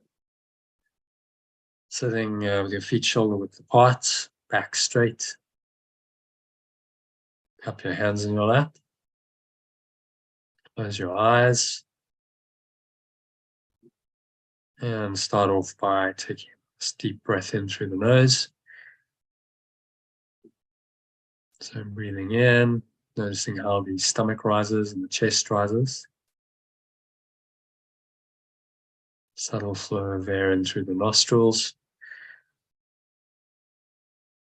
Clenching the sphincter muscle. That's the muscle used to track the flow of urine or squeeze the last drops out. It locks the energy in. So feel an energy lock. It's the root lock in yoga. Feel a warm wave of energy rising up the spine into your heart center. Put one hand on your heart to connect to your heart space. Feel into that. Breathe into the heart center. And draw the energy all the way up into the crown of your head. Just pausing at the top of the inhale. Smile. So scan your mind now. Just notice any thoughts, any emotions going on. Particularly anything that feels difficult, challenging, limiting, contracted, constricted. Notice those thoughts and feelings. Breathe into any tension in the body. Another sip of air in.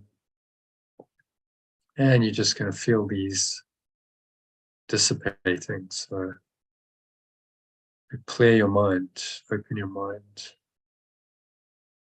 to receive these powerful lessons from the Holy Spirit. So exhale. Just blow it all away.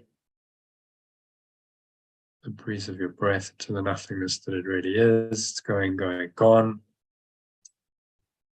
Pull the lower stomach into the spine. Expel the last remaining air out.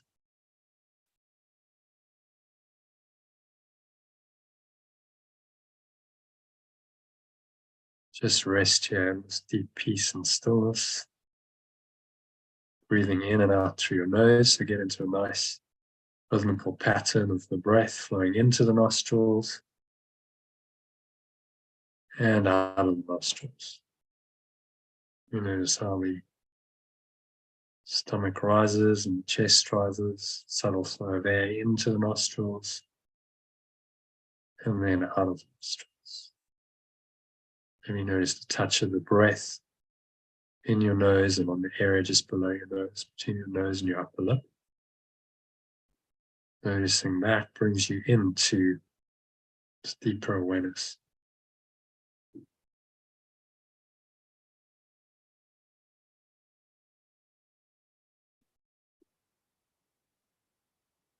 So just keep this breathing going, breathing in and out through your nose. It's your anchor into this state of pure formless awareness. open, empty state in which you allow these profound words, ideas from Yeshua, Master Teacher, to drop into your mind, and you're going to repeat them after the person who's reading has said it, part of the sentence or the whole sentence. And repeat them to yourself to really affirm these truths.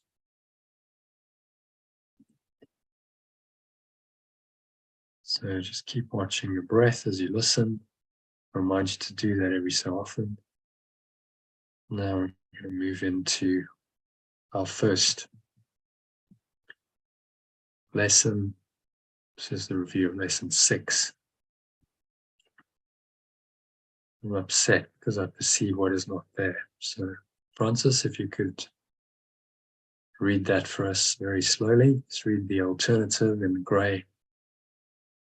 Making sure you pause in the gaps so that people can repeat it aloud.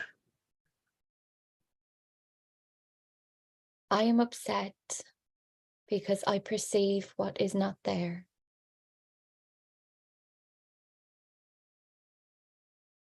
Reality is never frightening. It is impossible that it could upset me.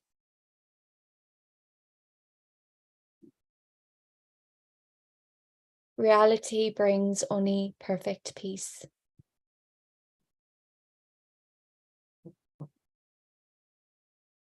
When I am upset,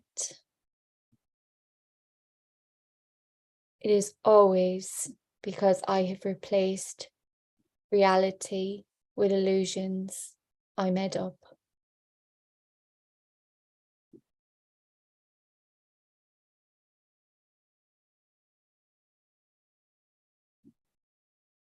The illusions are upsetting.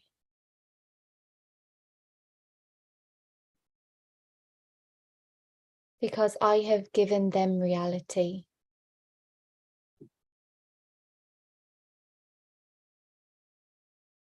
And so regard reality as an illusion.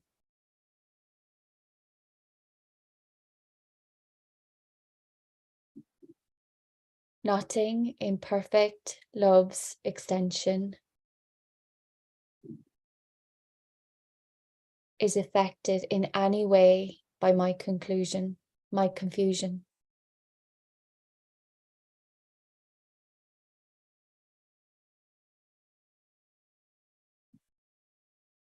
I am always upset by nothing. And so it is.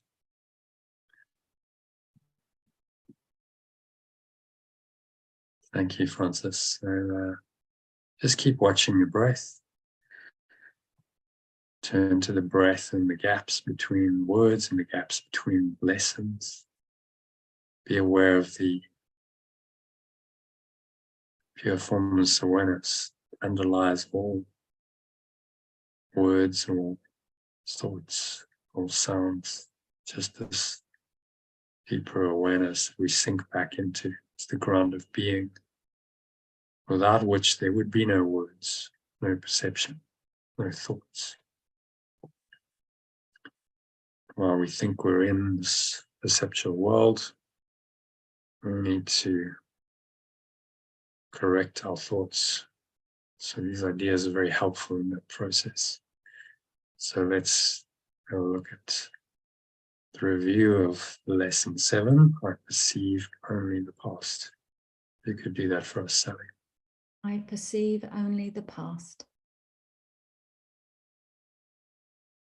As I look about, I condemn the world I perceive. I call this seeing. I hold the past against everyone and everything, making them my enemies. When I've let go, of all my negative thoughts and emotions, and remembered who I really am. I will bless everyone and everything I see. There'll be no past and therefore no enemies. And I will perceive all that I failed to perceive correctly before with love.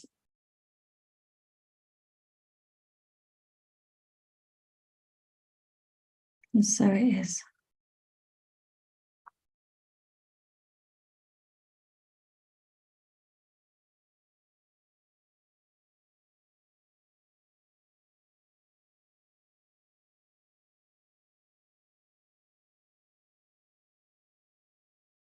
So just watch your breath. Deep, slow, rhythmical breaths. And now I'm going to move to lesson 8, the review of lesson 8, which Elaine's going to read for us. My mind is preoccupied with past thoughts. My mind is preoccupied with past thoughts. I perceive only my own thoughts. And my mind is preoccupied with the past.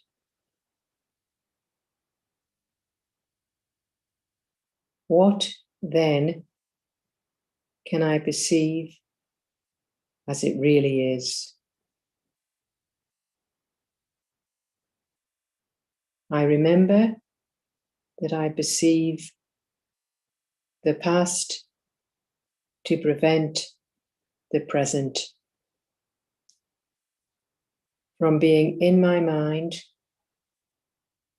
and understand that I am trying to use time to prevent me from becoming aware of perfect love. So today, I learn to let go of the past, realizing that I am really giving up nothing. And so it is.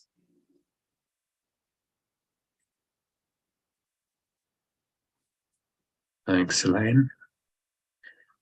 So just watch your breath, always returning back to the breath, returning back to your true awareness, pure formless awareness. And now, and consider lesson 9, review of lesson 9.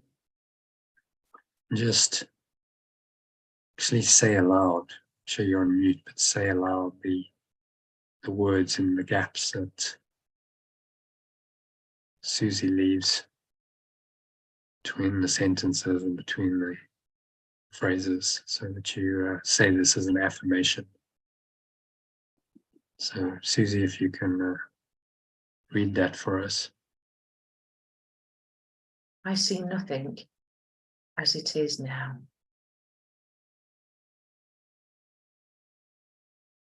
If I see nothing as it is now, it can truly be said that I see nothing. Just if you read the alternative, Susie, not the original, so the in the grey. Sorry, Jono. No problem, start again. Okay. I perceive nothing as it is now.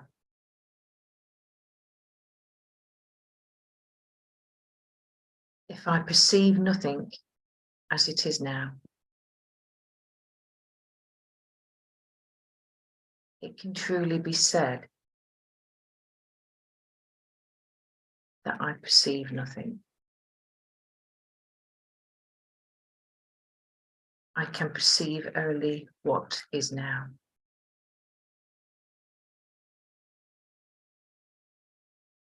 The choice is not whether to perceive the past or the present. The choice is merely whether to perceive truly or not.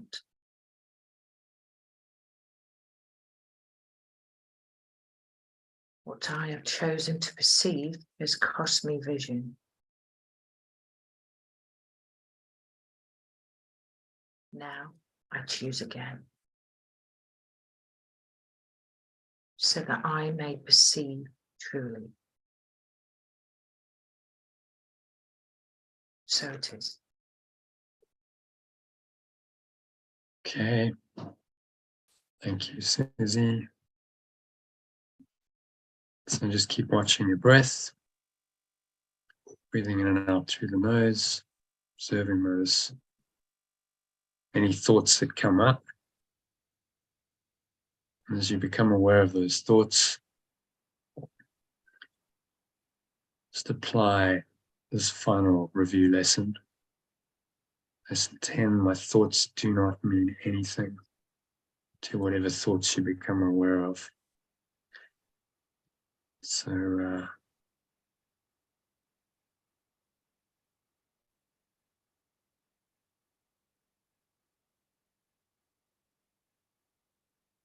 Sue, if you can read that for us slowly and just leave time for everyone to say the ideas after you.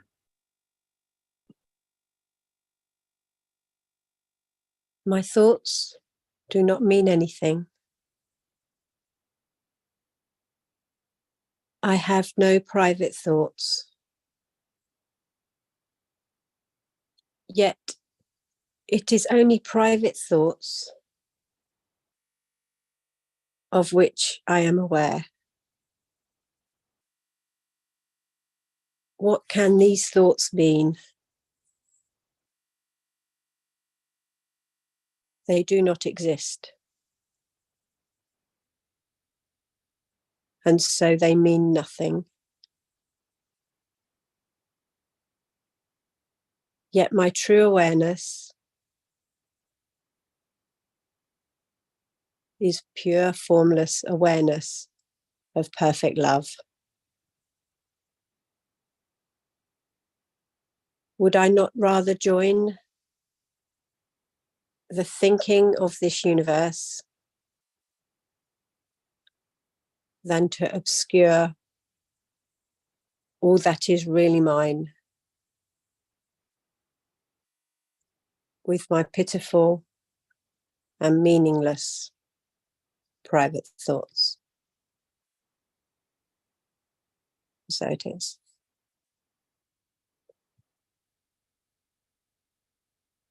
Let me just letting yourself sink inwards for a couple of minutes. Nowhere else to go. Nothing else to do. Nothing else to think about. Just drop in deeper into this awareness.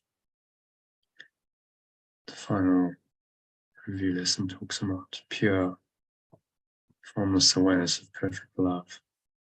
Let that arise in your mind. Bring it into your awareness. Allow it in. Surrender to it. Any thoughts do come up, just apply. This final lesson, my thoughts don't really mean anything. To help you let it go. Give your mind the opportunity to enter into the state of pure formless awareness, of perfect love. For the next couple of minutes of deep silence.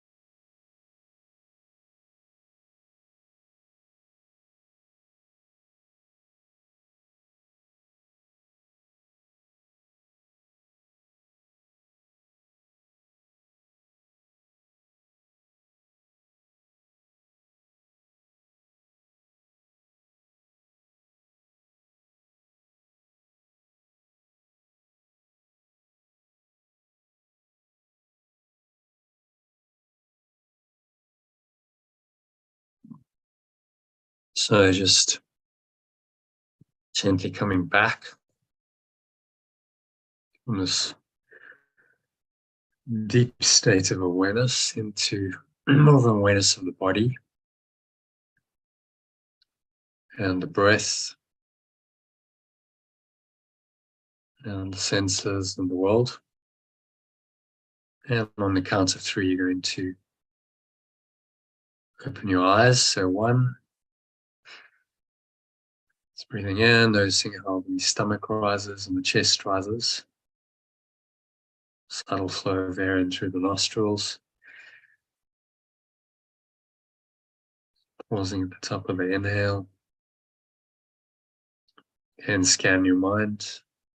Notice any thoughts going on, particularly anything that feels negative or limiting, contracted, constricting.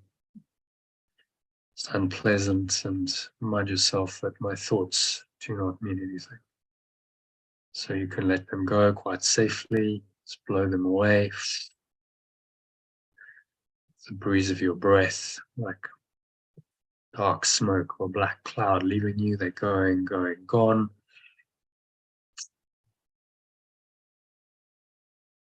Pull the lower stomach into the spine, expel the last remaining air out. And just rest here in this deep peace and stillness.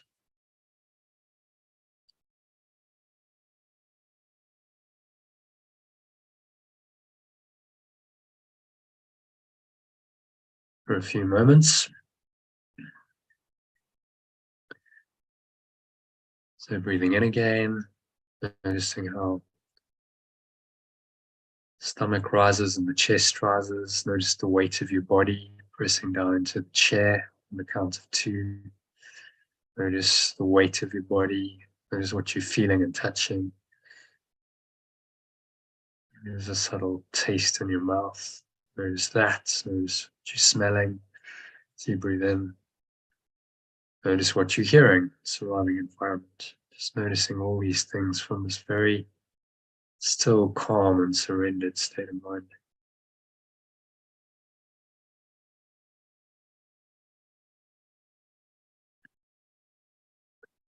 State of mind without illusions. Just pure formless awareness.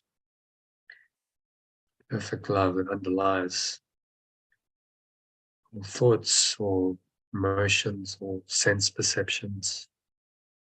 So you can carry this awareness with you into the rest of your day, the rest of the session if you're going to stay on. So it is said, so it is done. So now on the count of 3, open your eyes.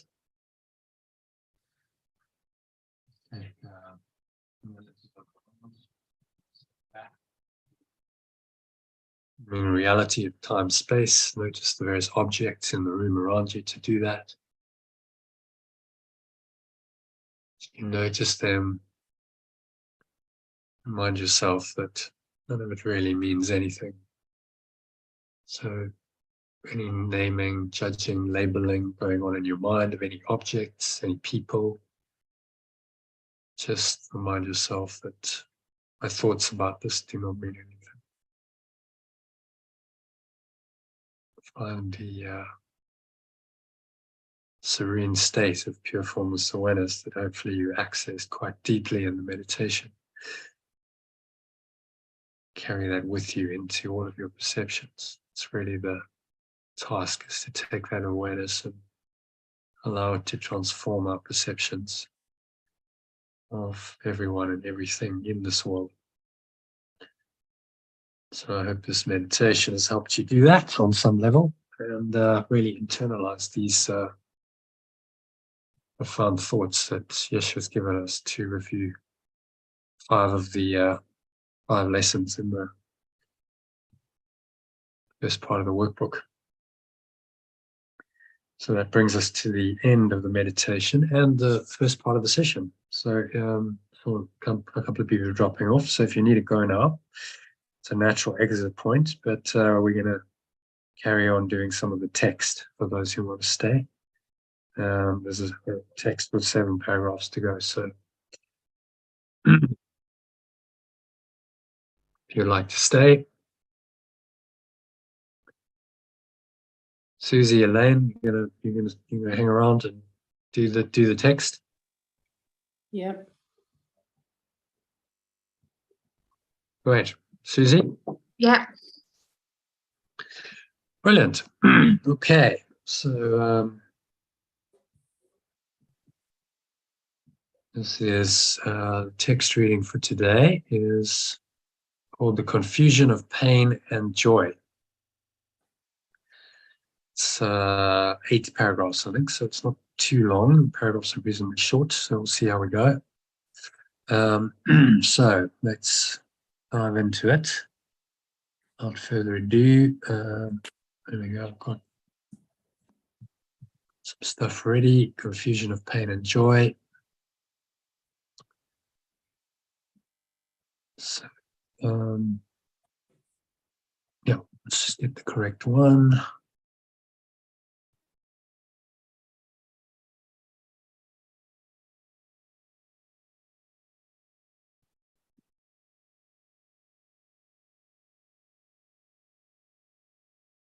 Okay, so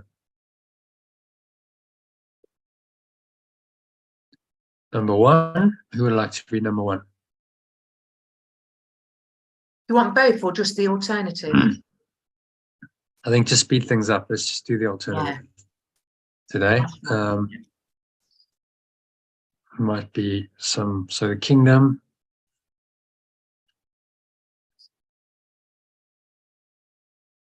Already. Want to start? Yeah. Do you remember what the kingdom is? I was just saying already, I'm looking, thinking, kingdom. What is kingdom? I'll help you out. State. It's a state of mind, really. I was going to say the foundation, so I don't know where I got the word foundation from, but that's altar. Yeah, the altar is the foundation. right. Okay. Kingdom is a state.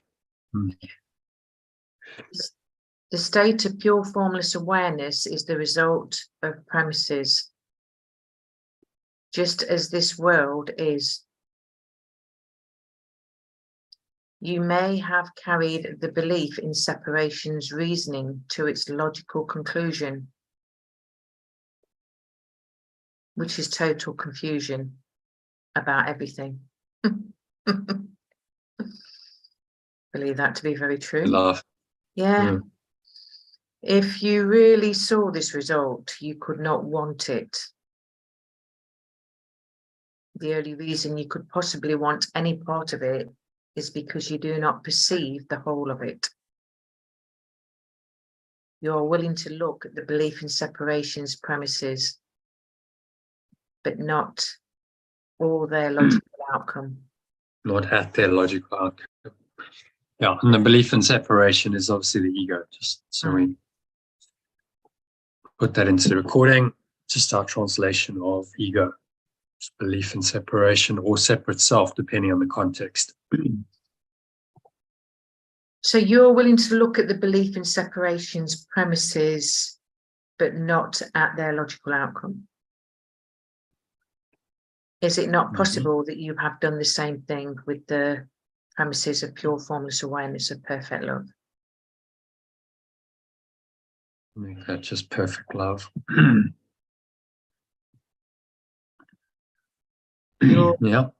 Your creations are the logical outcome of his premises, of its premises.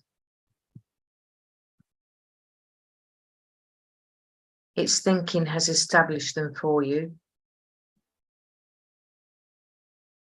They are exactly where they belong. They belong in your mind as part of your identification with it. But your state of mind and your recognition of what is in it depend on what you believe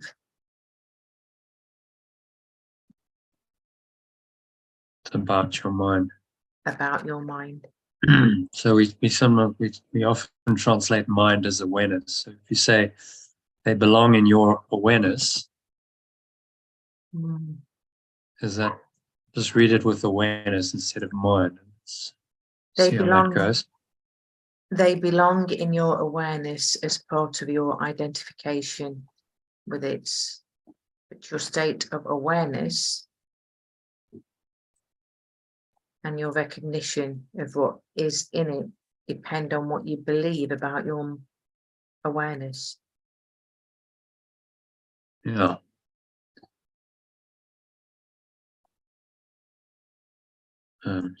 What do you think? Does that work? Yeah, awareness definitely. Because I can see where I've been getting confused now, Jono, just with that first paragraph. Whatever these beliefs may be, they are the premises that will determine what you accept into your awareness. Wow.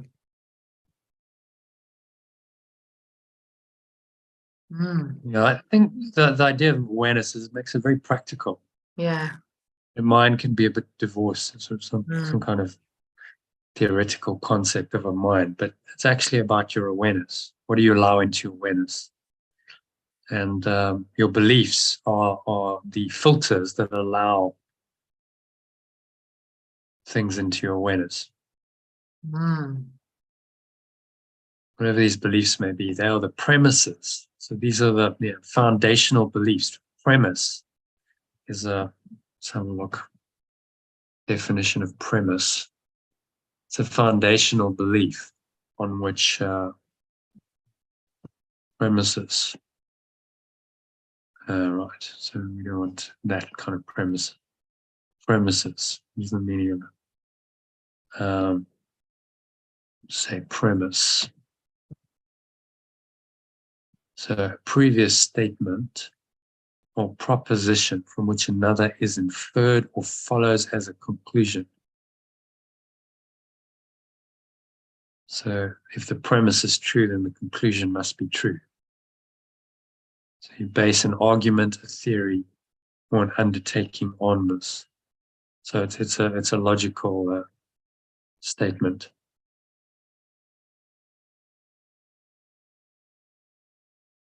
So premises lead to conclusions. So in many ways, this is a course in logic. It's giving us the logic of the Holy Spirit and also the logic of the ego, contrasting them and asking us to choose between them. And whatever premises we accept will determine what we then accept into our awareness. Kinds of thoughts and emotions that we allow. I think that's really the key point. But if you can summarize it for us, that would be good. Let's just stop that. Okay, so what is he saying in summary? I guess he's really letting you know there's a choice there that you've got to make. The decision is yours to either go down the route of pure formless awareness or the separate self. And it's quite clear there, but it's nice to use the word awareness, whereas in mind, because it can be quite confusing. And already I can see where I've probably had a bit of confusion here. But yeah, it's definitely saying you have the choice and you decide for yourself.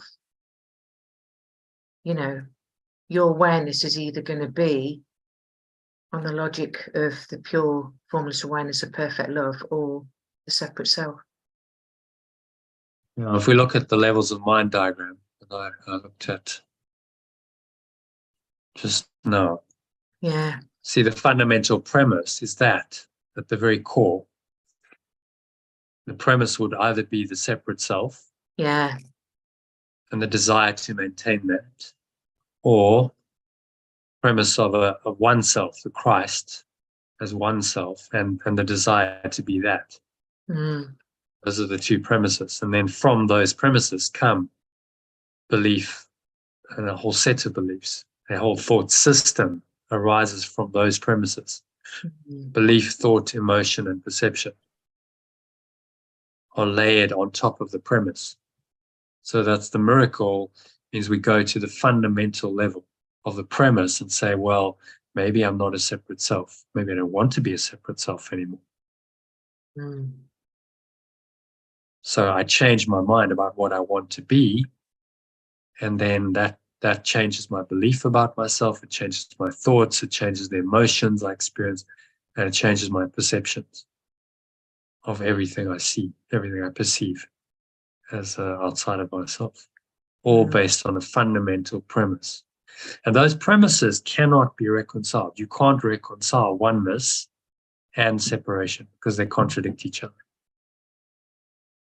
I can't be perfectly one if I'm also a separate self. And if I'm a separate self, it means I can't be perfectly one. I must be a separate entity. That's that split mind you talk about. I can really see that confusion now. I can definitely see it today. And any attempt to fudge that, which many teachings do, is just attempting to reconcile the impossible. You can't actually logically reconcile perfect oneness and separation. They are contradictory, they are at odds with each other, they conflict. That is the source of all conflict in the mind. So there's the conflict between those two ideas and the thought systems that they are the premises for, which is what he's highlighting. Each one is a premise, and then based on that, they have different sets of beliefs, thoughts, emotions, and perceptions. And they can't, those thought systems now contradict each other. So you can't have both because they're telling you opposite things. Yeah. About yourself, about the world, about life, about what you should do, how you should think and speak and act. That you can't reconcile them. So you must choose.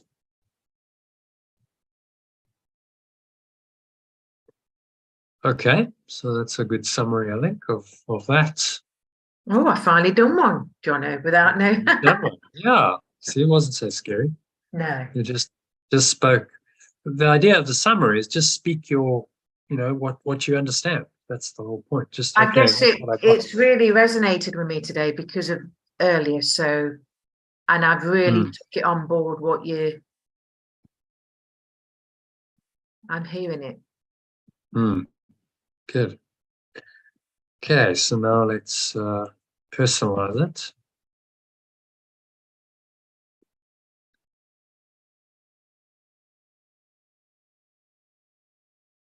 What, my state of pure formless awareness? No, I think just this state, because it's talking about the premises.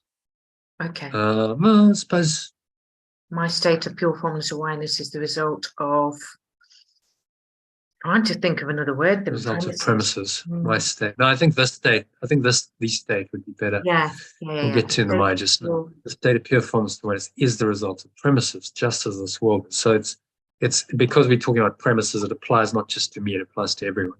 Yeah. I think that's important to keep. So then now we have the you becomes I. So I may have carried my belief in separations, reasoning to its logical conclusion, which is total confusion about everything. And really, I think this needs a but here. But if I really saw this result, if I could really see the confusion, and I'm actually totally confused about everything. I could not want it.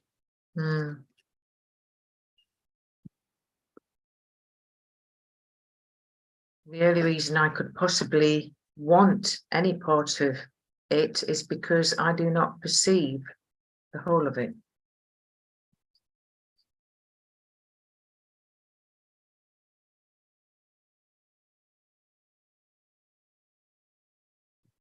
I am willing to look at the belief in separations premises. but not at their logical outcome. Is it not possible that I have done the same thing? Gosh, with the premises of perfect love.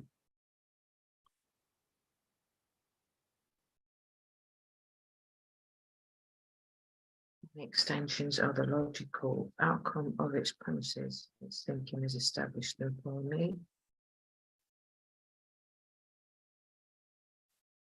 They are exactly where they belong. They belong in my awareness.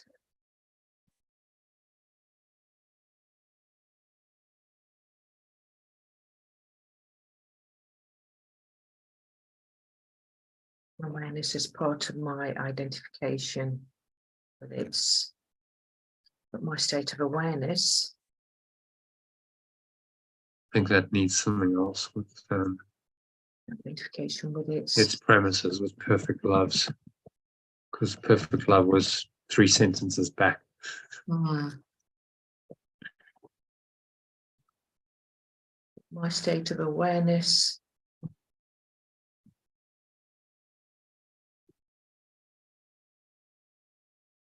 State of awareness and my recognition of what is in it depend on what I believe about my awareness.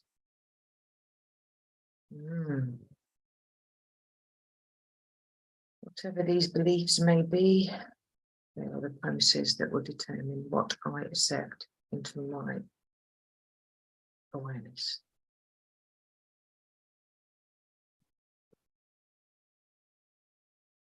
Okay, I'm going to read that from the top. Just make sure we're okay with that. Yeah. The state of pure formless awareness is the result of premises, just as this world is. I may have carried my belief in separations reasoning to its logical conclusion, which is total confusion about everything. But if I really saw this result, I could not want it. The only reason I could possibly want any part of it is because I do not perceive the whole of it. I am willing to look at my belief in separations premises, but not at their logical outcome. Is it not possible that I have done the same thing with the premises of perfect love? My extensions are the logical outcomes of its premises. Its thinking has established them for me. They are exactly where they belong. They belong in my awareness as part of my identification with perfect loves. But my state of awareness and my recognition of what is in it depend on what I believe about my awareness. Whatever these beliefs may be, they are the premises that will determine what I accept into my awareness. Okay, happy to read that.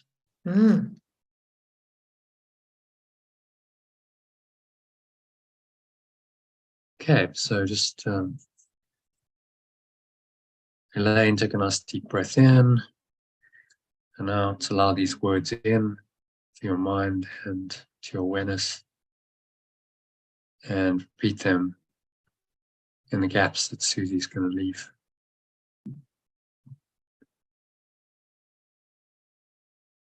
So take it away, Word. Susie.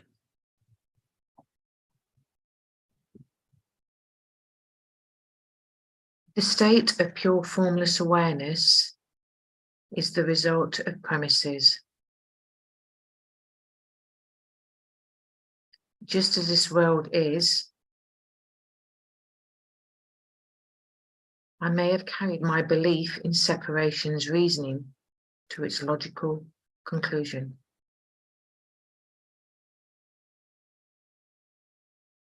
Which is total confusion about everything. But if I really saw this result, I could not want it. I am willing to look at my belief in separations premises, but not at their logical outcome? Is it not possible that I have done the same thing with the premises of perfect love?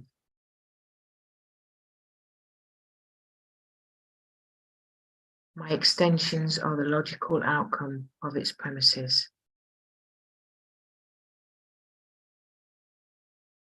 Its thinking has established them for me. They are exactly where they belong. They belong in my awareness as part of my identification with perfect loves.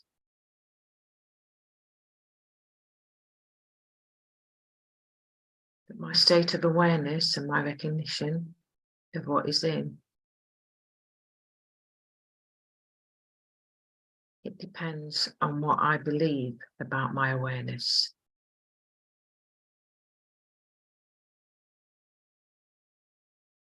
Whatever these beliefs may be, they are the premises that will determine what I accept into my awareness.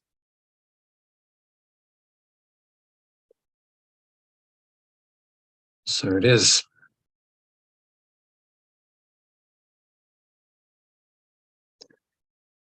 Okay. Well done. That's paragraph 1 done.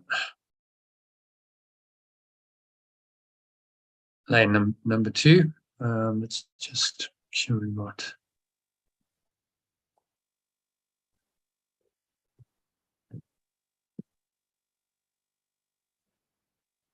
Okay. The alternative, straight to the alternative. Yeah. Yeah, if we do that, we might just finish. We've got till about 5 o'clock. Yeah. See if we can get the 8 paragraphs done before then. Okay, so It is, it is surely clear that you can both accept into your mind what is not there and deny what is. Any changes? no, that's fine.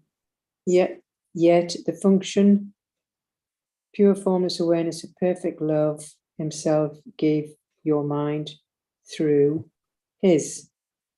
You may That'll deny. be it. That'll be itself. Gave your mind, gave your awareness. Yeah. Through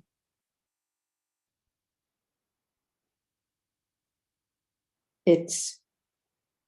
No, let's say through its own. And I think let's switch this. So you may deny the function yet. You may deny the function. Put it at the beginning of the sentence. Makes it easier. Start that again. Yeah, start it again. Yet you may deny the function of pure formless awareness of perfect love itself gave you awareness. There's a little thing I can't see. Sorry. Gave your awareness through its own. Yeah. But you cannot prevent it. No. Yeah. It would be. Yeah. You may deny the function, but you cannot prevent it. Something like that. Prevent it. Function, pure formless of perfect love itself gave you awareness through its own, but you cannot prevent it.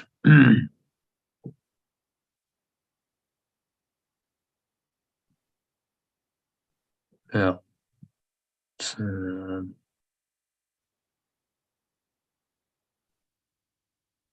number 3. It is the logical outcome of what you are. That's straightforward. Yeah. The ability to perceive a logical outcome depends on the willingness to perceive it, but its truth has nothing to do with your willingness.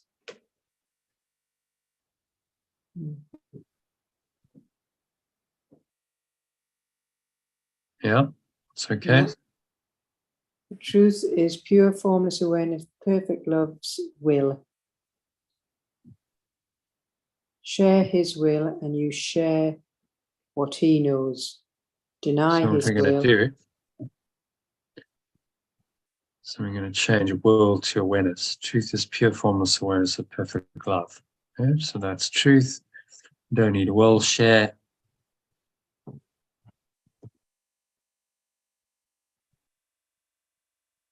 Share its awareness, and you share.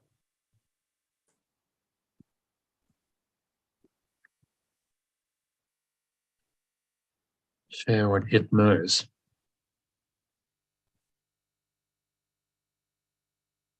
Deny awareness or its will as yours, and you are denying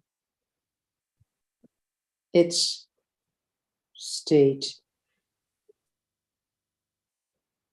Deny its awareness is yours, maybe that would be better. Yeah. As yours. Is yours, and you are denying its state of pure formless awareness.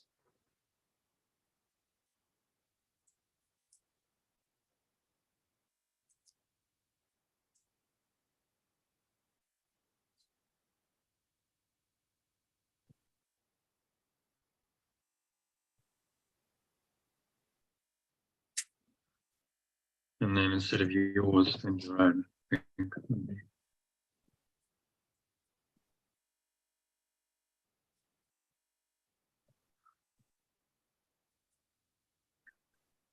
Okay. So what is he what's he saying in summary? It's just Yeah. okay, so what's he saying in paragraph 2 in summary? Well, if we deny what is and deny pure formless awareness itself, and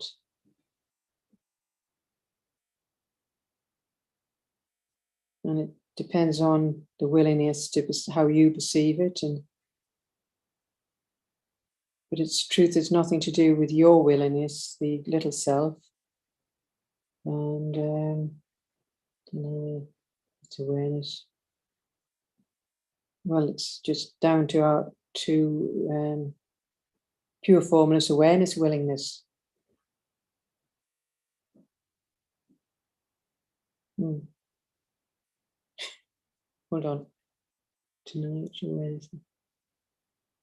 Yeah. It's all about willing and denying, isn't it? It's a lot of that.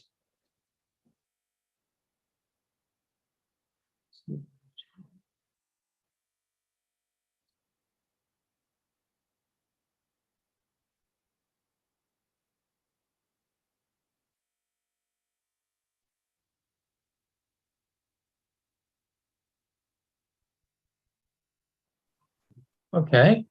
Well done, Elaine. Any comments or questions about that?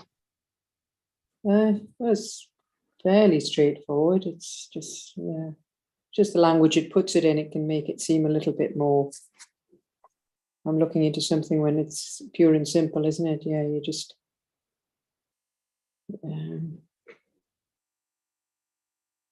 Where you accept what's just saying, share this awareness. Share this awareness, so you have this awareness. Yeah. If you talk about awareness, then it makes it very practical for you. It's like, well, it's your awareness. It's not God is not somewhere outside of you. It's right. this awareness, your own pure formless awareness. When you're in that state of awareness, then you know the truth.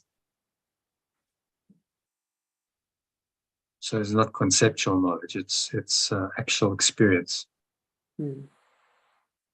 actual awareness going on in your mind, in your awareness. Okay, so summary done. So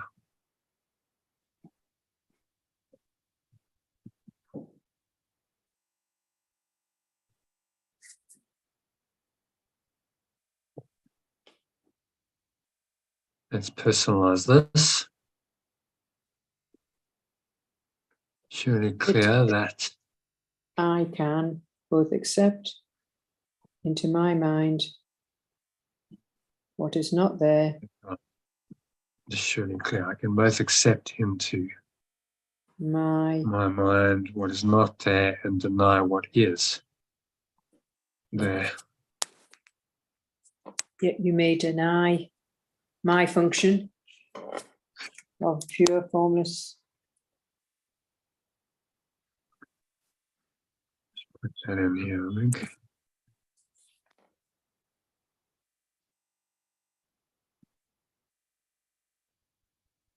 You may deny the function.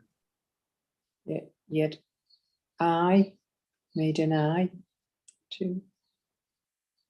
I may deny the function of pure formless awareness of perfect love itself gave my awareness through its own, but I cannot prevent it. It is my logic. No, it is the logical outcome of what I am. Yeah. The ability to perceive a logical outcome depends on my willingness. So my ability to perceive a logical outcome depends on my willingness to perceive it. But its truth has nothing to do with my willingness.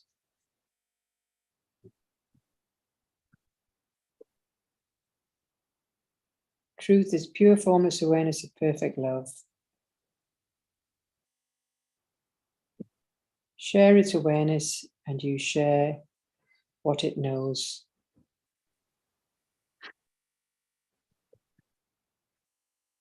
Deny its awareness is mine. they share this awareness. Share this awareness.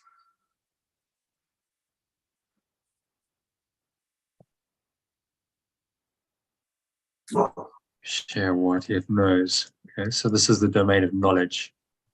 Yeah. Deny its awareness is yours, no, mine. This is mine. And I am denying. No. Let's just go back a sentence. Share this awareness and I share. If I share. Yeah. So Share. when I share this awareness, I share what it knows. Deny its awareness is mine, and I am.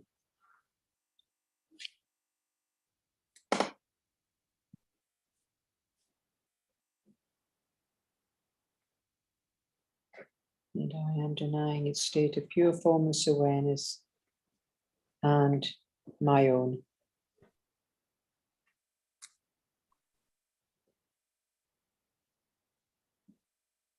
make it this state.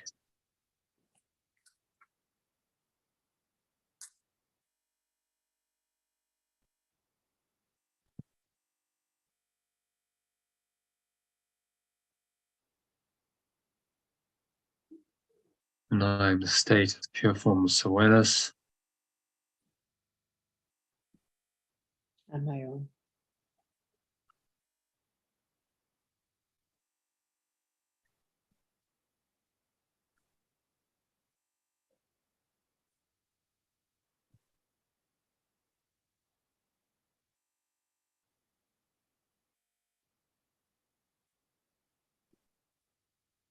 My own state. And my own, how about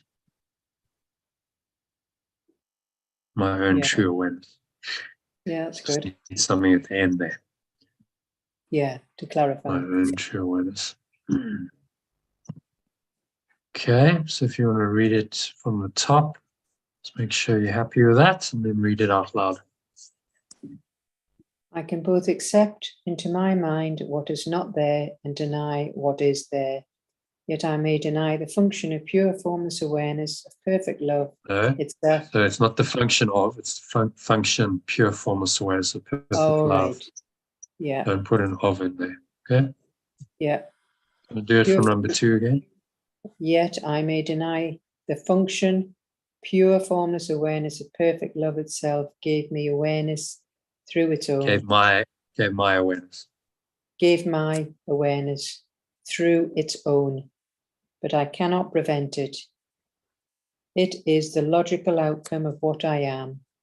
My ability to perceive a logical outcome depends on my willingness to perceive it, but its truth has nothing to do with my willingness.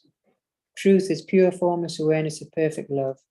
When I share this awareness, I share what it knows.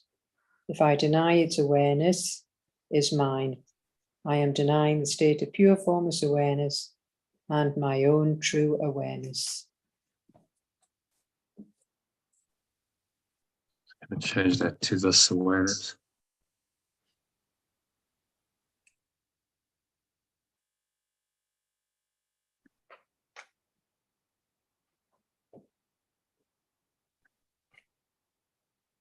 What it knows, deny this awareness.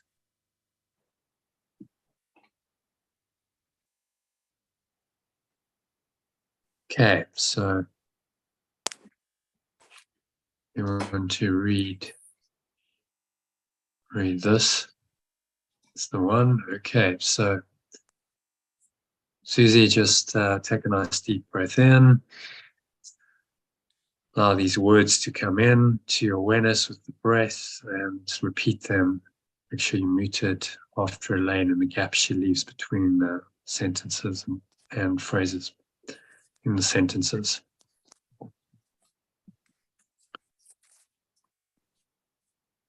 I can both accept my mind, what is not there,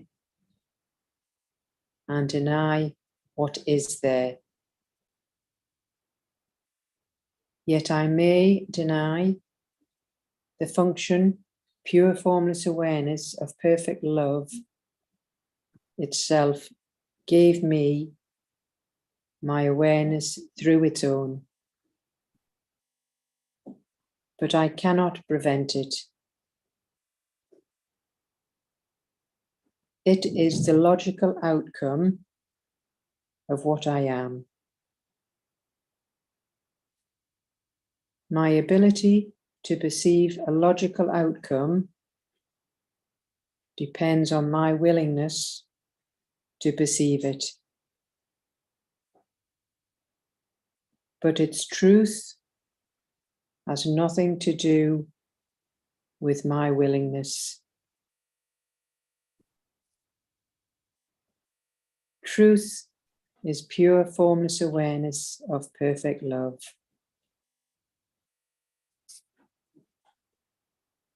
When I share this awareness, I share what it knows.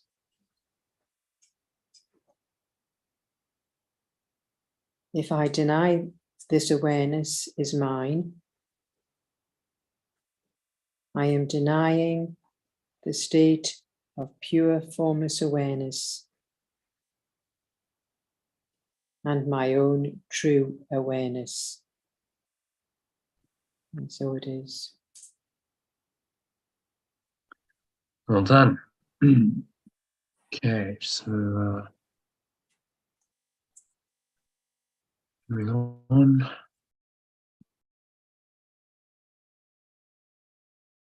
Okay, I'll show someone what it knows. Okay, it's truth.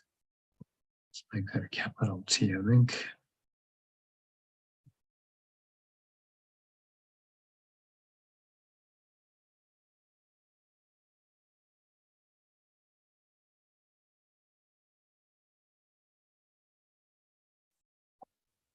Okay, so number 3. Susie, you want to read number 3 in the alternative? It's just grab this.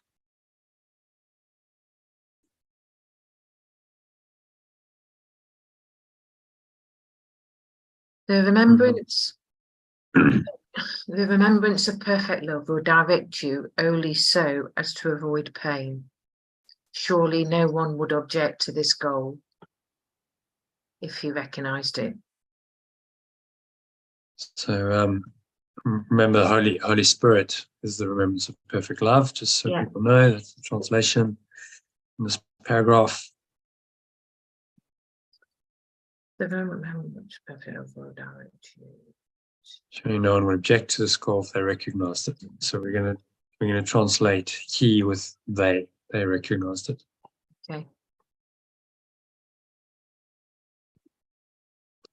Which removes the gender issue. The problem is not whether what the remembrance of perfect love says is true, but whether you want to listen to what it says.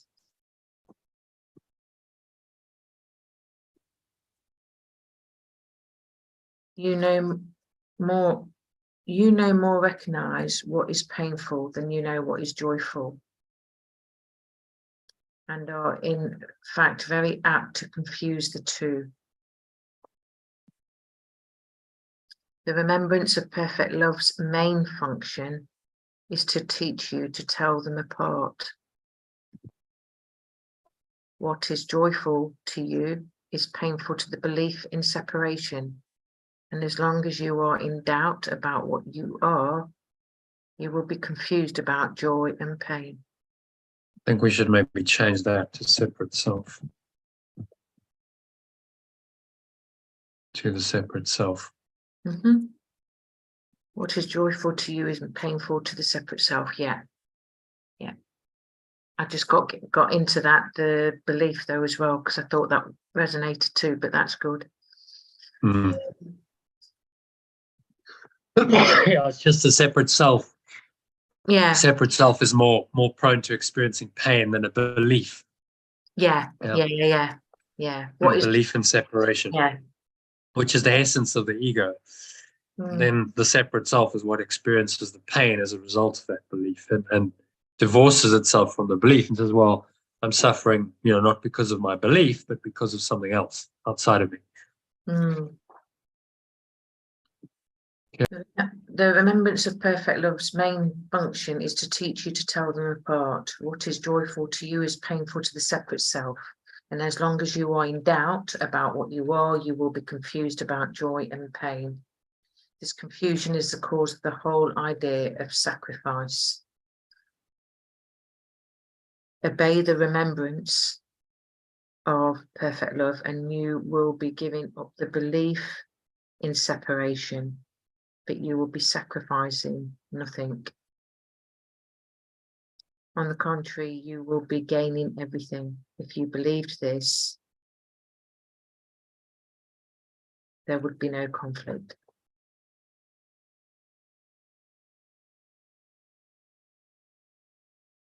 Just highlight here your separate self. Mm-hmm. Remembers of perfect love and be giving up the belief in separation and your separate self along with it, because the two go hand in hand. You didn't use another word for sacrificing, did you? No. Okay, that's okay. That's okay. If you will be well, we could say losing. You'd be sacrificing is losing. Yeah. So I didn't know whether you, yeah. You'll be losing nothing. On the contrary, you'll be gaining. Yeah, well, losing and gaining are natural opposites. So we'll translate that to losing. If you believe this, there would be no conflict.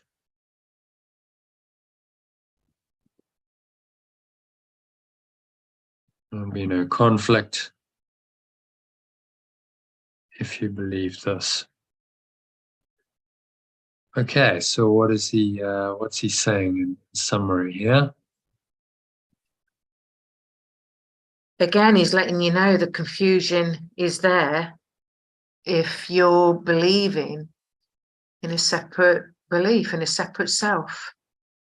And And it's very easy to confuse joy and pain if you're believing in the logic of the separate self. Well, the belief in separation. Because why is that? Any idea why that is? Why there's what, sorry? Why there's that confusion?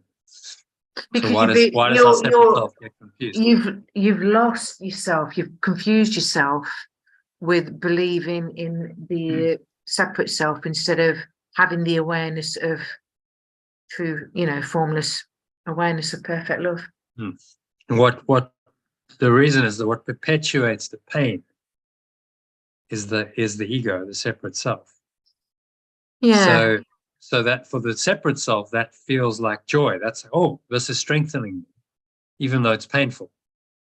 So the separate self, gets strengthened by the pain, and so it misinterprets that pain as some kind of something good, as joy, because it's strengthening its identity.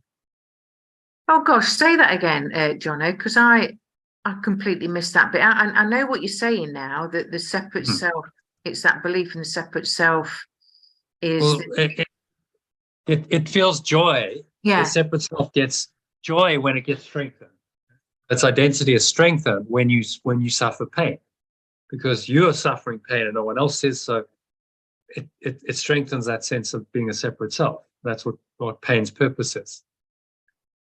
So the separate self goes, great, I'm really in pain here. Maybe I'm sick, I'm suffering, and that makes me separate and unique and different and special.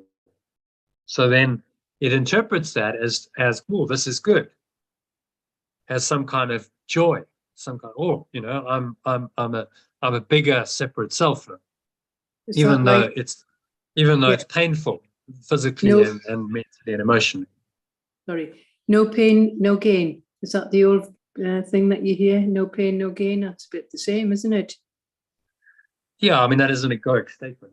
No pain, no gain would. Yes. It's typically actually said in the sporting context or context where you have to work at something and learn a new skill. So, well, if you don't experience any pain, you don't gain. But it's very much within the ego's construct, because only the ego believes in pain. Pure formless awareness, there is no pain and there is no gain. There's only itself.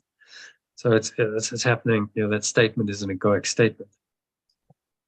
But you understand, this confusion happens because of the separate self identifying with pain as something that strengthens itself. So then it experiences the pain as joy and goes, oh, that pain is good. And this is why people get addicted to pain. Painful relationships, pain that comes through physical illness, sickness. Some people self-harm. Addictions ultimately cause pain. There's so many ways that we inflict pain on ourselves. And the separate self says, oh, this is good. Let's carry on doing it because this is joy. Because it's strengthening itself. Do you see? That's where the confusion comes in.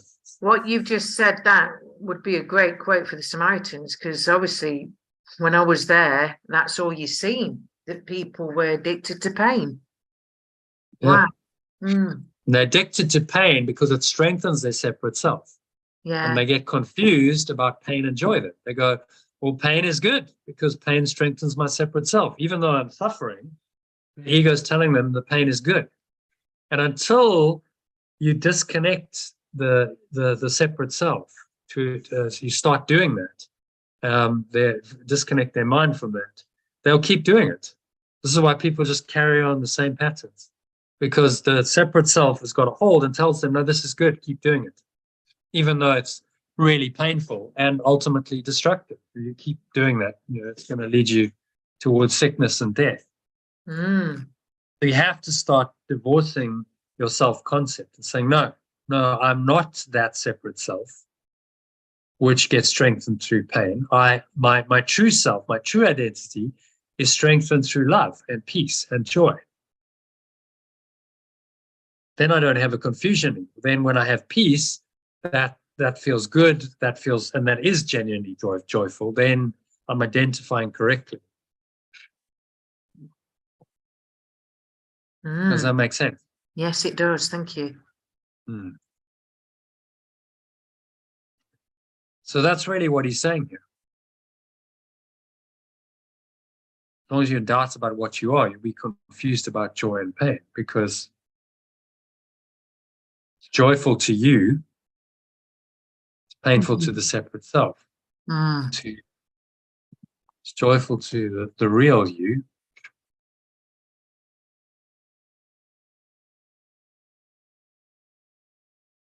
That's what Elaine mentioned earlier with the people, people that do suffer with childhood trauma. And as they grow up, because this is what I'm really sensing now, because I've always been happy, but I've never, and you've just said what's happening within me, because I've always been happy and let things go away, but I've misinterpreted the joy with pain because of my own thinking thought process, Yeah. So your separate self says, well, mental pain and emotional drama and all this is good. Strengthen Susie. So keep doing it. Yeah, because I was wondering this morning, I seem to be addicted to pain, this kind of pain, this mental, emotional stuff, and I couldn't understand it. So you've just really clarified everything for me today. The reason why you're addicted to it is because it strengthens Susie. And the ego says, well, that's good. Strengthening Susie is what it wants. Even though you're suffering, mental and emotional pain, that doesn't matter to the separate self. As long as Susie's intact and strengthened, it'll keep on.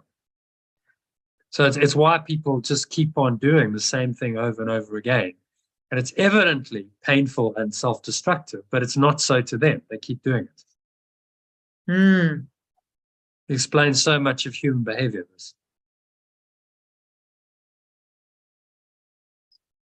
Wow. And he's saying you will gain everything. You're not losing anything.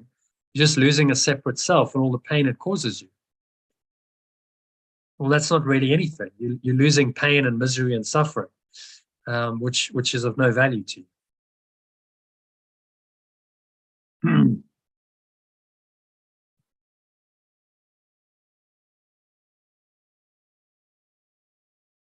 Instead of there would be no conflict, maybe we'll say you would have no conflict. Yeah, you will have no conflict. You would experience no conflict if you believe this. Because then you have a very clear belief system. Okay, so only peace, love, joy, only my true self is real. Nothing else is real, so there's no conflict. Which is why enlightened beings are peaceful and happy, because the inner conflict is dropped. They're no longer confused about pain and joy. They know the truth. Okay. So nice summary of that. So let's personalize this.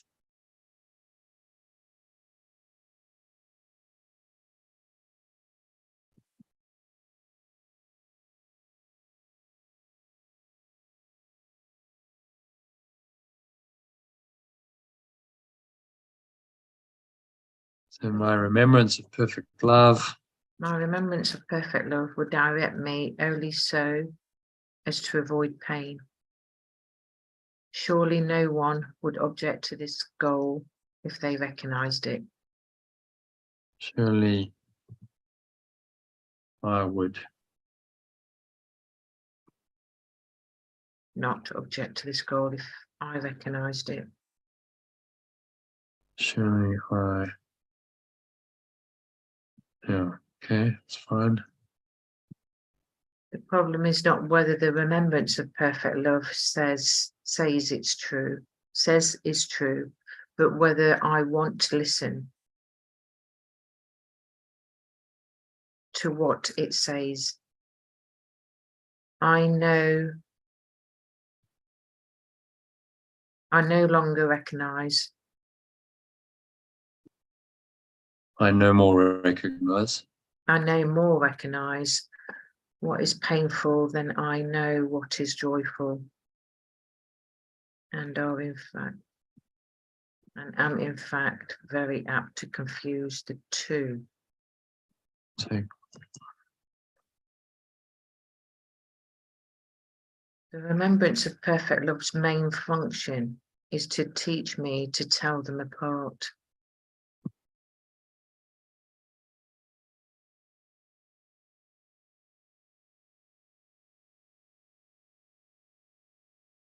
What is joyful to the real me is painful to the separate self.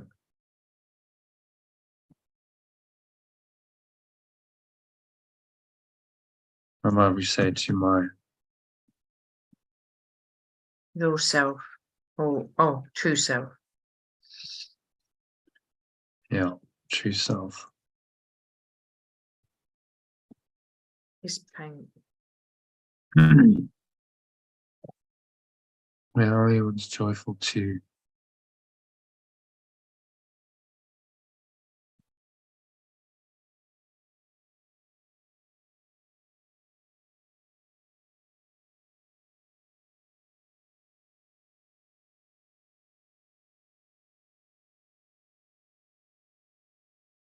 so the ego actually experiences pain when you're happy and joyful. It's bizarre, but that's why you have such resistance to happiness and peace, because the ego perceives that as painful. And as long as I am in doubt about what I am, I will be confused about joy and pain.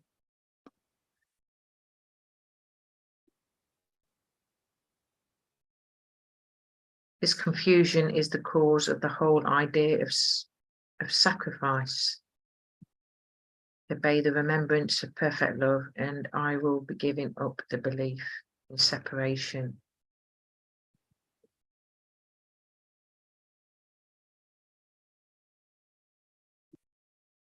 When I obey the remembrance of perfect love,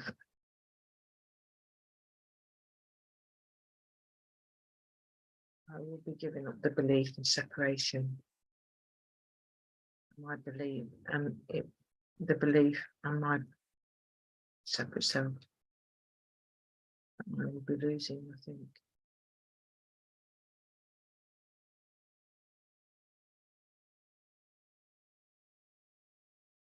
Contrary, I will be gaining everything.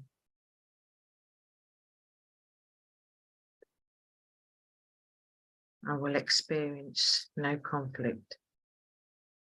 I would experience no conflict if I believed this.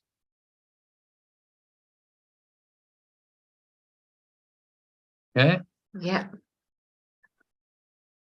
happy with that. Let's just read it through quickly to make sure we're good. Just about to say, very good, very good. Good, yay! She's not. She's not here. Very No, good. Orly's on her own mission. Yeah. And I want to listen to what it says. I know more recognizable is painful, and I'm just trying to speed things up. Very apt to confuse the two.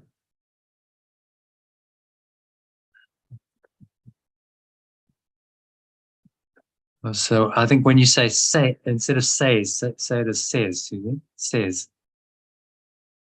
Where am I? Then I know what is joyful. And I think there was a says somewhere you go. What it says there. all right. I want to listen to what it says. Did Yeah. I say something else then? Said or It say it as says, not says. all right. What it says, rather than says. I think that it says is the said more is normal pronunciation. Said is SAID, isn't it?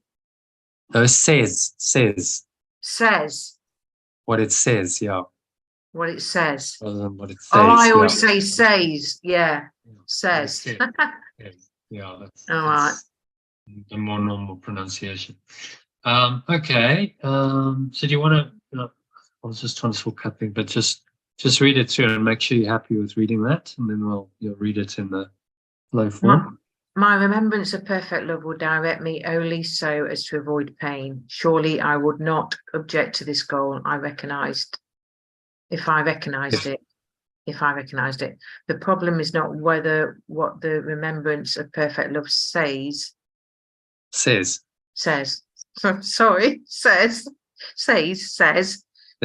true, but whether I want to listen to what it says. Yeah. I know. It's said differently from what it's spelled. It's one of those English idiosyncrasies, but says is the normal pronunciation. Yeah, says. Okay. Says I know more recognize what is painful than I know what is joyful, and am very apt to confuse the two. My remembrance of perfect love's main function is to teach me to tell them apart. What is joyful to my true self is painful to my separate self. And as long as I am in doubt about what I am, I'll be confused about joy and pain. This confusion is the cause of the whole idea of sacrifice. When I obey the remembrance of perfect love, I will be giving up my belief in separation and my separate self, but I'll be losing nothing. On the contrary, I will be gaining everything. I would experience no conflict if I believed this. Okay, happy to read that. Yeah. So Elaine, just take a nice deep breath in, allow these words to come in. It's the breath, and repeat them in the gaps that Susie leaves to yourself as an affirmation. Okay, Susie, take it away. My remembrance of perfect love will direct me only so as to avoid pain. Surely I would not object to this goal if I recognized it. The problem is not whether what the remembrance of perfect love says is true, but whether I want to listen to what it says. Say it again. Just say that sentence again. Says is true. Remember, it says. Sorry, Elaine. Remembrance of perfect love says. Yeah, just say the whole sentence from the top. Problem is not whether. The problem is not whether what the remembrance of perfect love says. It's true. Yeah. Says it's true, but whether I want to listen to what it says. Oh, good. Just say that in the clear sentence so that I've got that as well in the recording. Says, right? It is says. No, says. Yeah. Yeah. No, just say it as the whole sentence. Yeah. Just repeat the whole sentence. Yeah. The problem is not whether what the remembrance of perfect love says is true, but whether I want to listen to what it says. Great. Yeah. Carry on. I no more recognize what is painful than I know what is joyful, and am very apt to confuse the two. My remembrance of perfect love's main function is to teach me to tell them apart. What is joyful to my true self is painful to my separate self. And as long as I am in doubt about what I am, I will be confused about joy and pain. This confusion is the cause of the whole idea of sacrifice. When I obey my remembrance of perfect love,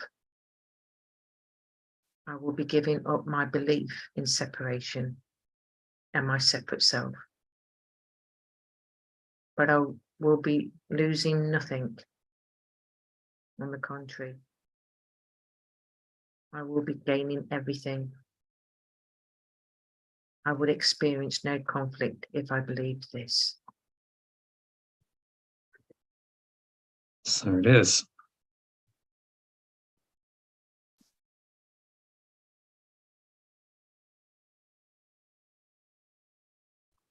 Okay, so number 4, quite short. Yeah. Just Sorry. grab number 4. Sorry for laughing. It was just entertaining, that paragraph. Don't worry, Elaine. Sorry. I was, yeah, it was just, yeah, no, I do it all the time. I was getting because I would say says as well. You know, and the more you kept saying it, the more I was forgetting or whatever, and it's like, oh my gosh. I do it all the time. Yeah, I do it all the time. Here you go, John. What did he say? Says. Well, it just shows you the patterns, you know. It's a habitual. Yeah. Yeah. It's a pattern to break that. Yeah. All right. So Elaine, Right. that's why you need to demonstrate. Right. That is why you need to demonstrate the obvious to yourself. It is not obvious to you. You believe that doing the opposite of pure formless awareness of perfect love's will can be better for you. Yeah. Perfect loves.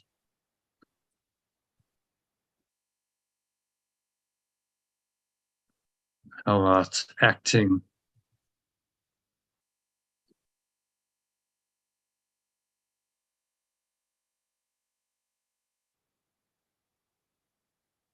Is what it means, acting in a way that denies perfect love's awareness. Denies.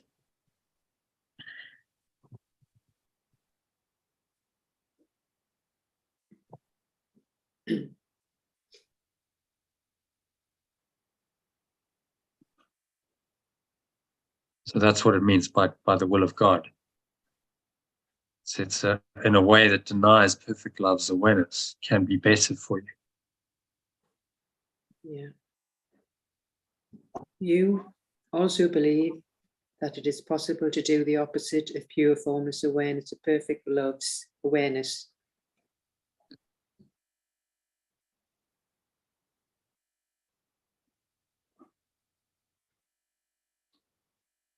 All right. You also believe that it is possible to do this. Okay. Therefore, you believe that an impossible choice is open to you, in one which is both fearful and desirable. Yet pure formless awareness of perfect love, awareness. No, yeah, wills. Wills is a verb. So yeah. there's no verb for awareness as far as we know. Awareness. Awareness is wills. just awareness. Yes. Pure formless awareness of perfect love. Instead of wills, we say is. Is, yeah. He does not wish.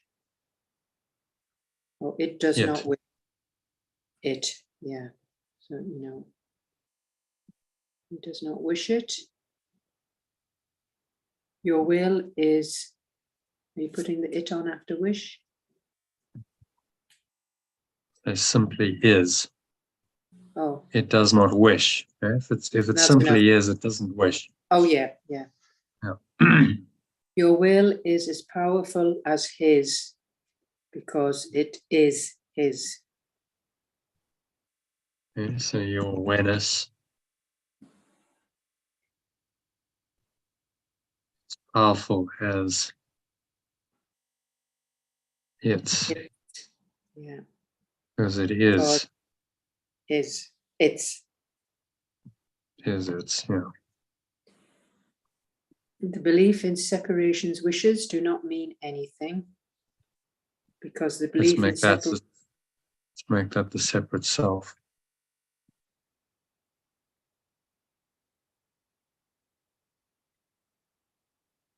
Wishes, the separate selves. Do you want that? Yeah, where are we? The separate selves Separate self's wishes do not mean anything because the separate self wishes for the impossible. You can wish for the impossible, but you can will only with pure formless awareness of perfect love. So able to change that.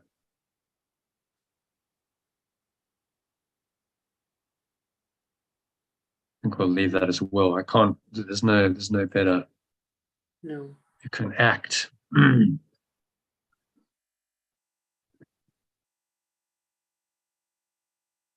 want to act or will? You can act. Will is stronger though, isn't it? There's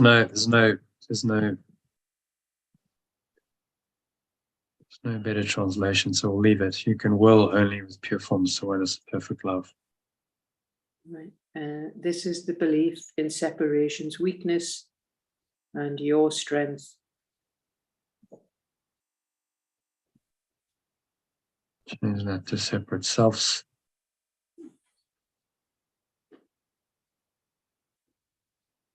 Okay. So let's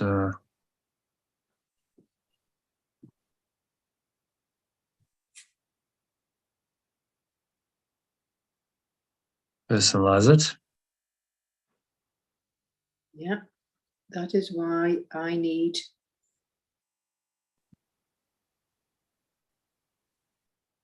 to demonstrate my obvious no, the obvious to myself. Yeah, it is not obvious to me.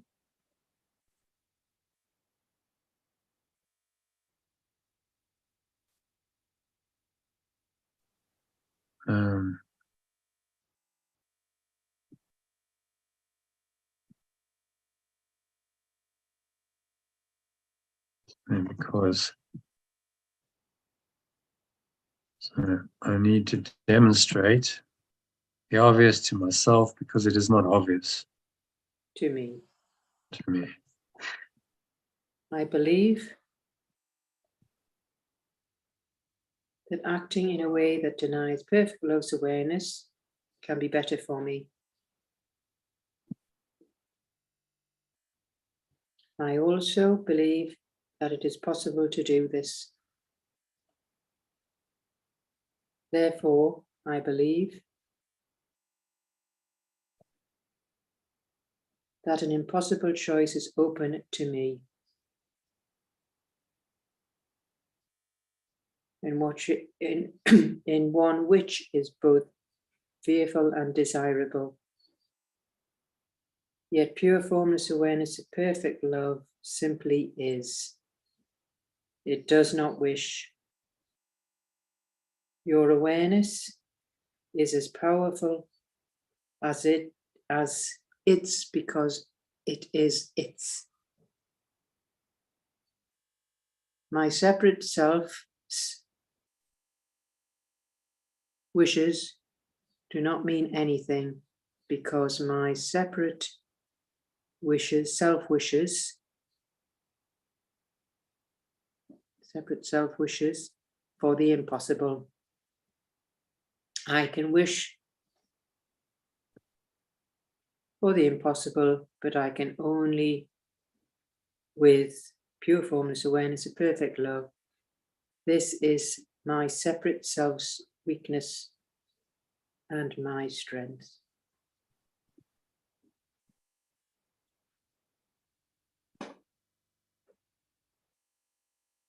Okay, so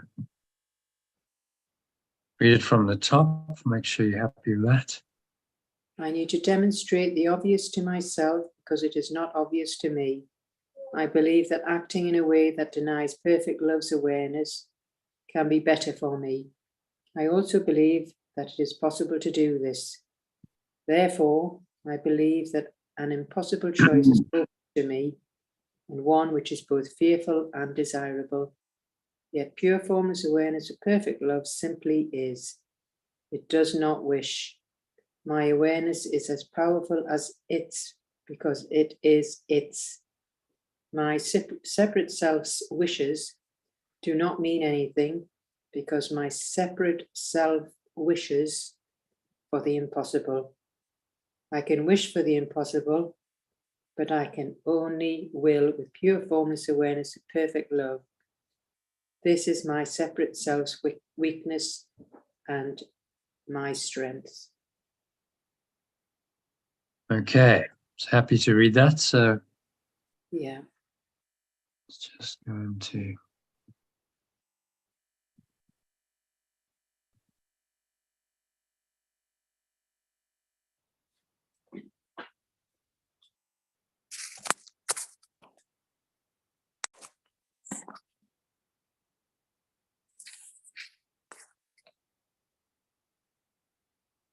Okay, Elaine, you're reading? Oh, yep. You normally say take it away. Take it away, yeah. I need to demonstrate the obvious to myself because it is not obvious to me.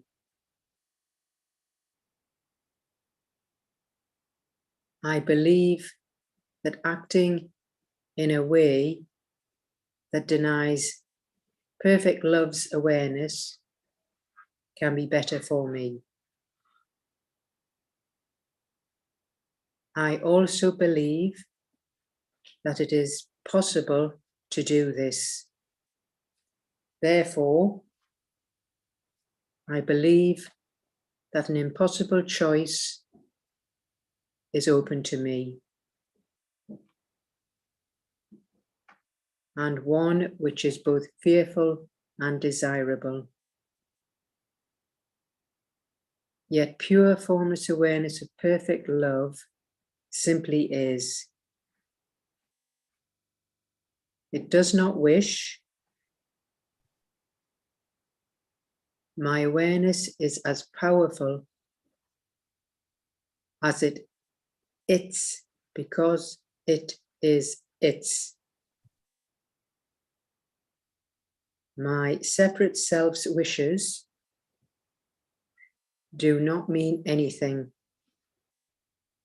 because my separate self wishes for the impossible. I can wish for the impossible, but I can only will with pure, formless awareness of perfect love. This is my separate self's weakness and my strength. So it is. Well done. Okay, so saying there really there's a difference between willing and wishing. So I can will only with true awareness, only with pure formless awareness, and wishing is of the ego. Idle wishes, magic, all the grievances, they all go together. Willing comes from my true awareness. So God's will is my own awareness expressed usually in decision. I speak, I act according to that awareness. And he's highlighting the difference between those two different states.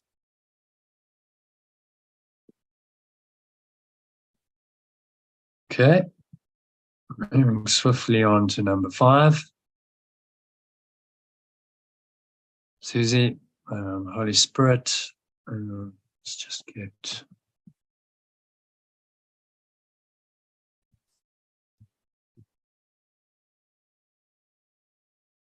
Right. Read it in the alternative. So remembrance of perfect love. The remembrance of perfect love always sides with you and with your strength, as long as you avoid its guidance in any way. you want to be weak. In any way you want to be weak. Are we changing the words now, or I want to be weak? No, that comes once we've Right, translated. okay, right. Personalization is so there's a normal translation and there's the personalization.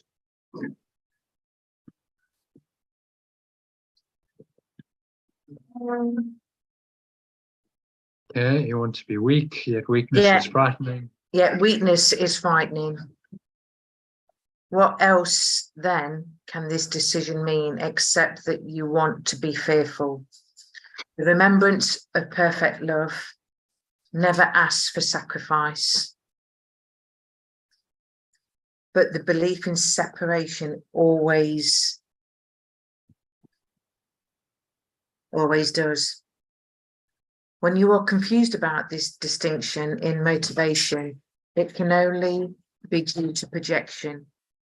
Projection is a confusion in motivation, and given this confusion, trust becomes impossible. No one gladly obeys a guide he does not trust, but this does not mean that the guide is untrustworthy. In this case, it always means that the follower is, however, this too is merely a matter of his own belief. Believing that he can betray, he believes that everything can betray him. Yet this is only because he is elected to follow false guidance, unable to follow this guidance without fear. He associates fear with guidance and refuses to follow any guidance at all. If the result of this decision is confusion, this is hardly surprising. Okay. I'm going to change he to they. They. No one gladly obeys the guide they do not trust, but this does not mean that the guide is untrustworthy. In this case, it means that the follower is. This too is merely a matter of their own belief. Yeah. Believing that they can betray. They believe that everything can betray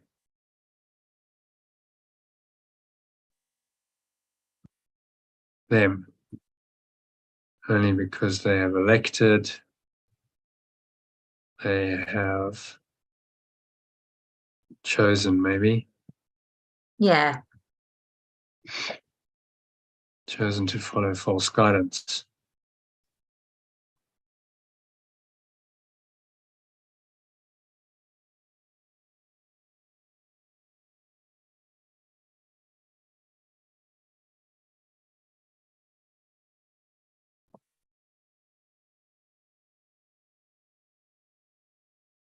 So we project it, believing that they can betray, they believe that everything can betray them.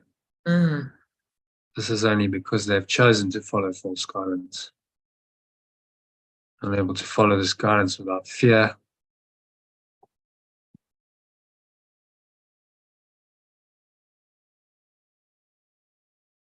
They associate fear with guidance and refuse to follow any guidance at all. The result of this decision is confusion. This is hardly surprising.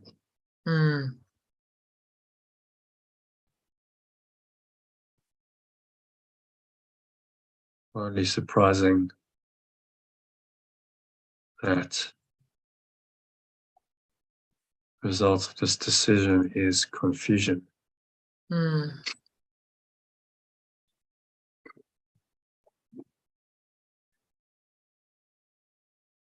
Okay, so what's he saying in here?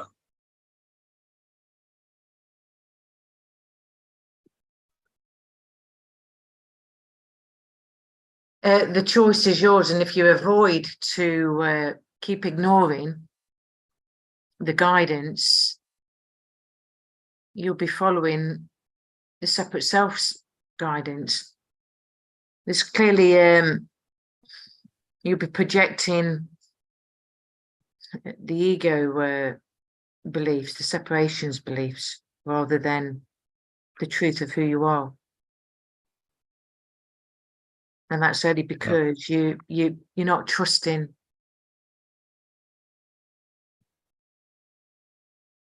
You're going against you're going against your own truth, believing it to be true because you don't want to trust it. You don't want to believe it.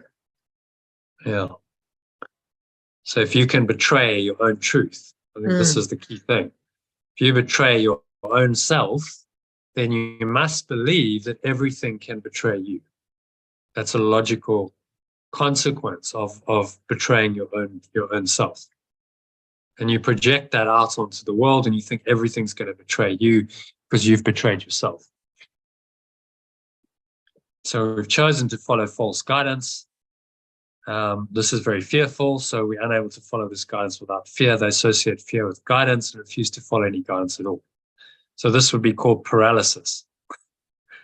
Paralysis by analysis, just freezing and going, I don't know. I don't know what to do anymore. Because if I go this way, that's scary. If I go this way, it's scary. So, I'm just very fearful. And hardly surprising, the result of this decision is confusion. Is that what they call the freeze state then, Jono, when you go into fight? Oh, no. Is it? No? Not really. Yeah. So they associate fear with guidance. So we don't know what to do. It's called paralysis by analysis. People can get so in their heads and into the fear of making a mistake that they just get paralyzed, and they actually refuse to follow any guidance at all. So they get stuck and they can't move. In life, we have to make choices. So we have to follow some guidance. There's the thought system that's going to be guiding us, whether we like it or not, because we have to make decisions. We can't stand still. So we associate with the ego's guidance, then that's quite fearful. And then we refuse to follow any guidance at all because it's fearful. So then we get stuck and paralyzed by our fear. And you're saying, well, if you're feeling stuck and you're feeling confused, then it's no wonder, because you've chosen to follow, the false guide. Okay, so summarized, and then let's personalize it.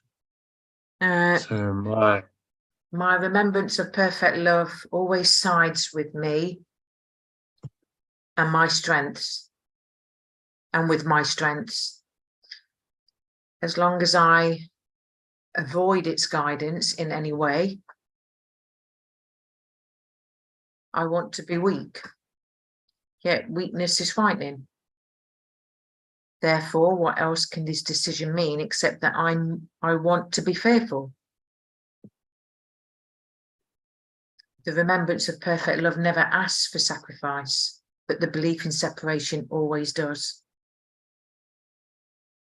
You will ask me for sacrifice. The remembrance of perfect love never asked me for sacrifice, but my belief in separation always does. When I am confused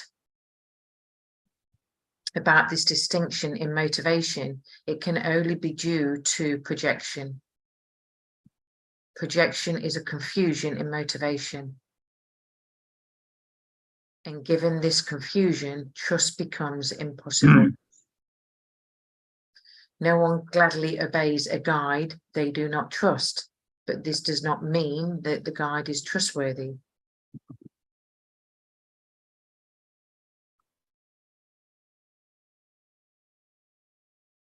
So I will not personalize. I will not gladly obey a guide I do not trust. This does not mean that the guide is untrustworthy.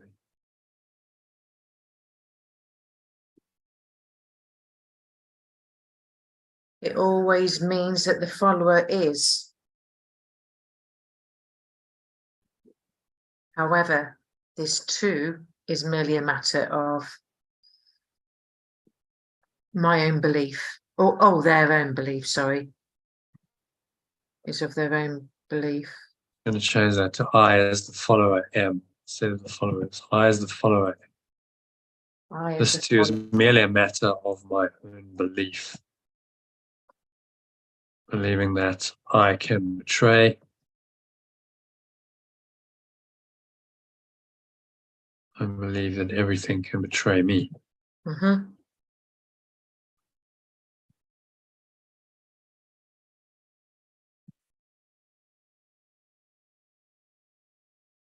This is only because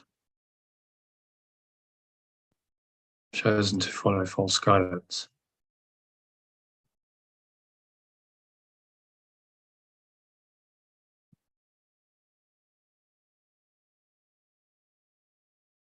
I am to follow this guidance without fear. I associate fear with guidance. Unable to follow the guidance without fear, I associate fear with guidance and refuse to follow any guidance at all. It is hardly surprising that the result of this decision is confusion. Okay. Hmm.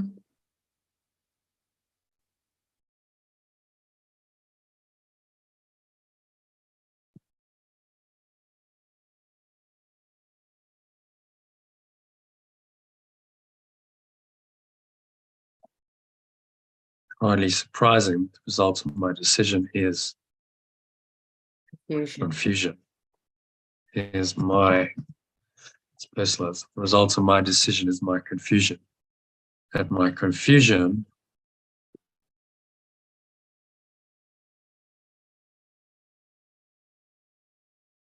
Surprising that my confusion is the result of my decision. Yeah. It's really good at making you take self-responsibility into of your own misfortune, your own misunderstandings, isn't it? Yeah, exactly. Mm. Okay, so happy with that one. That's, I think you can read it without a first pass through. Do I think I could read it through? Without reading it, you need I'm just trying to save a bit of time. It's about half an hour. Yeah, so no, that's fine. Yeah. I've been doing it as you went along, so it's fine. Yeah.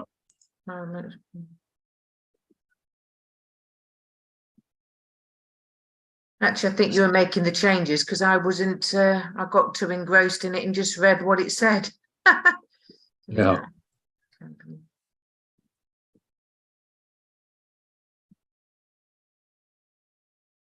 Okay, I think that's good. Just checked it. Okay, so if you want to say the words, so Elaine, take a nice deep breath in and out, and allow these words to come in and say them after Susie in the gaps that she leaves.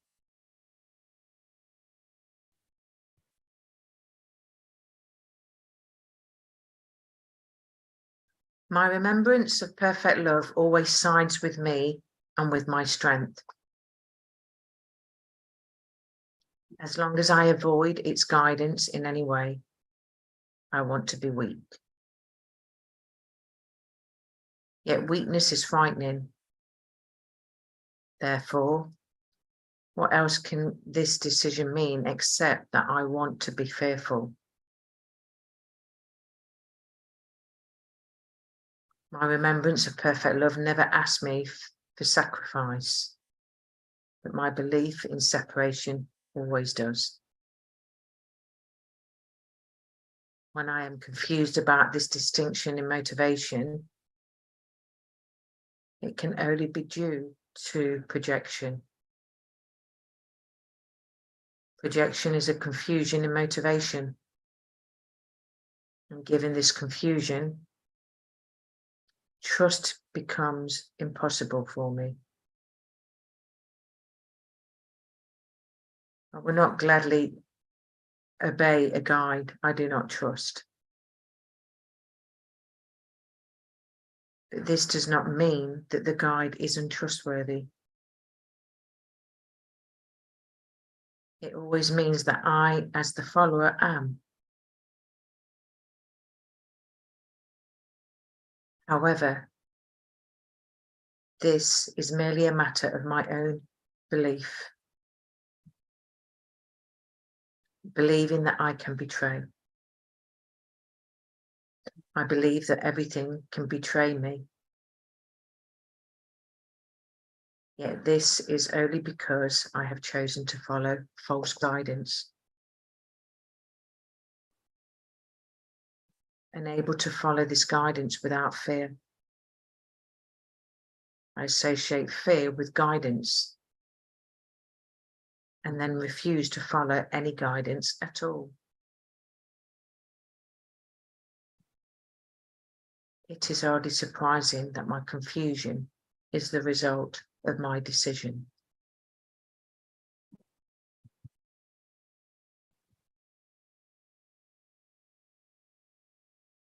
Okay, all right. Number 6. It's quite a short one, so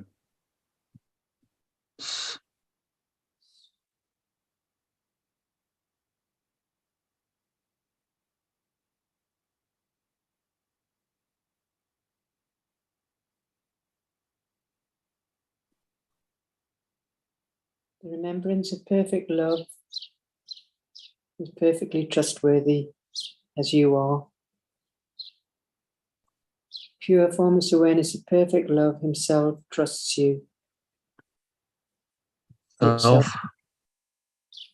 Itself trusts you, and therefore your trustworthiness is beyond question.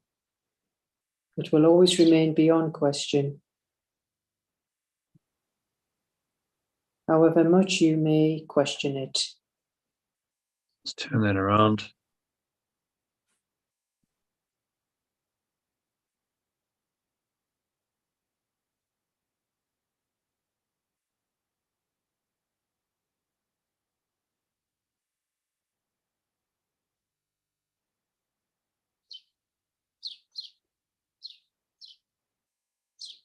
I said before, am I ready? Yeah. I said before that you are the will of pure formless awareness. Battery's going down. Where am I? Pure formless awareness of perfect love. Let's just take out the will of. You are the pure formless awareness of perfect love. His will is not an idle wish, and your identification with his will is not optional, since it is what you are. Since it is what you are. So its awareness is not an idle wish. Oh, its awareness is not an idle wish, and your identification with his will is not optional, since it is what you are. Sharing his will with me. Oh. I'm just plugging this in because I'm running out of battery. Right. And sharing its awareness with me is not really open to choice, though it may seem to be. And the whole separation, and there's a little, lies in this error. The only way out of the error is to decide that you do not have to decide anything. Everything has been given you by pure formless awareness of perfect love's decision. That is his will, and you cannot undo it.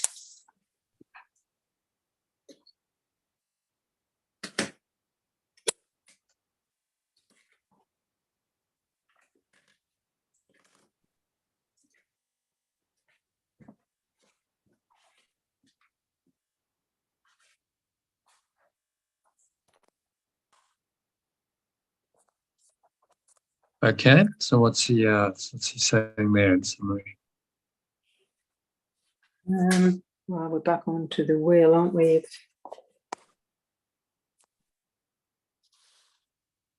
Nothing for us to do other than believe in or know our pure formless awareness. Yeah. There's nothing to do. It's all there. We have many questions, but there's no need. Yeah. So it's really beyond question. Our true awareness is beyond question. We are trustworthy because this is our awareness. And we think we have a choice in this. Somehow we have a choice as to what we are. But as he says, the whole separation lies in this error. So we've given ourselves a false decision-making prerogative. We've decided for a false belief in separation, and the only way out is to decide that we don't have to decide anything, because actually we're at home in our true awareness. So there's no need to choose anything, because there's no choices to be made in truth. While we seem to have an illusion, we seem to have to choose against it, but ultimately there's no choice to be made, because we are simply what we are. Pure formless awareness of perfect love, and there's nothing to decide in that state. It is a whole, complete state unto itself.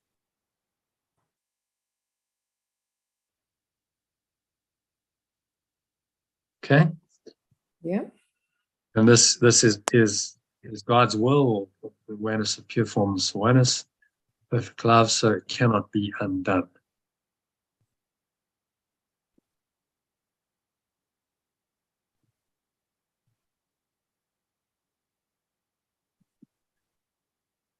Okay, I'm just mindful of the time, so let's skip the personalization. I'll do that. It'd be nice to finish this. We've got 2 short paragraphs left, so see if we can do that.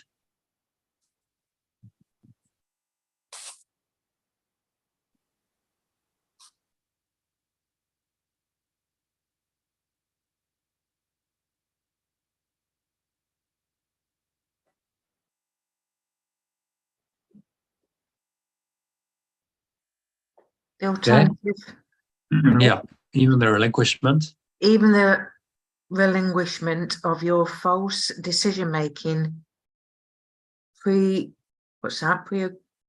Prerogative. Prerogative. Oh gosh, prerogative.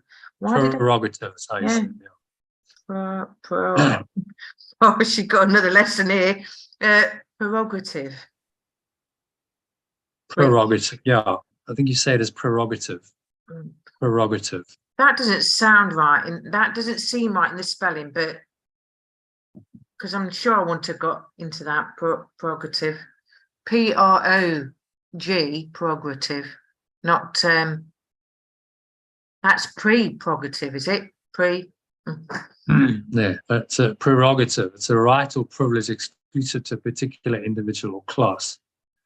That's how it's normally used. Sorry, I wanted you to rush, and I'm making it worse. But yeah, prerogative. Okay, let's go with it. Prerogative is how you say it. Prerogative. Prerogative. Prerogative. Yeah. It's like a English lesson now. Right. It's a prerogative. Yeah, that's how you say it. False decision-making prerogative, which the belief separation guards so jealously. It's not accomplished by your wish. It was accomplished for you by the will of pure formless awareness of perfect love,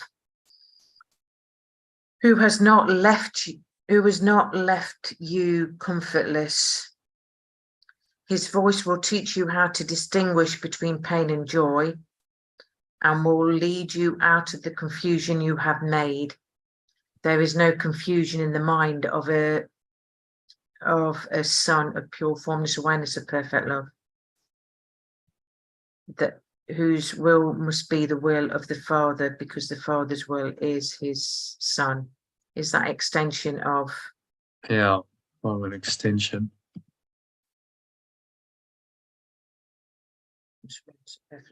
Will be aware of the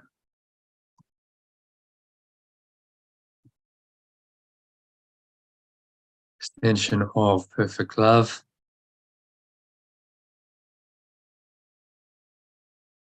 His will must be the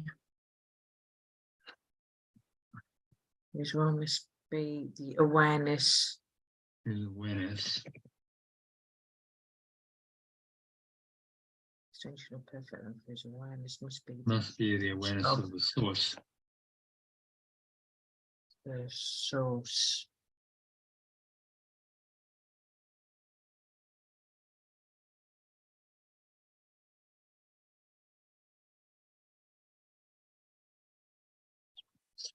His awareness must be the awareness of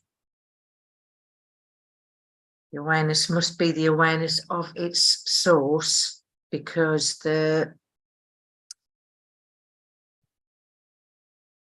source's will is his extension. It's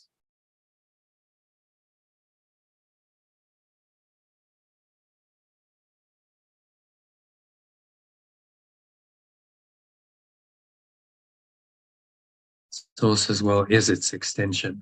Okay. okay. So what's he saying there? Summary. Even if you have faulted, even if you have believed in the separation of the belief in separation, it doesn't matter, because it can be corrected.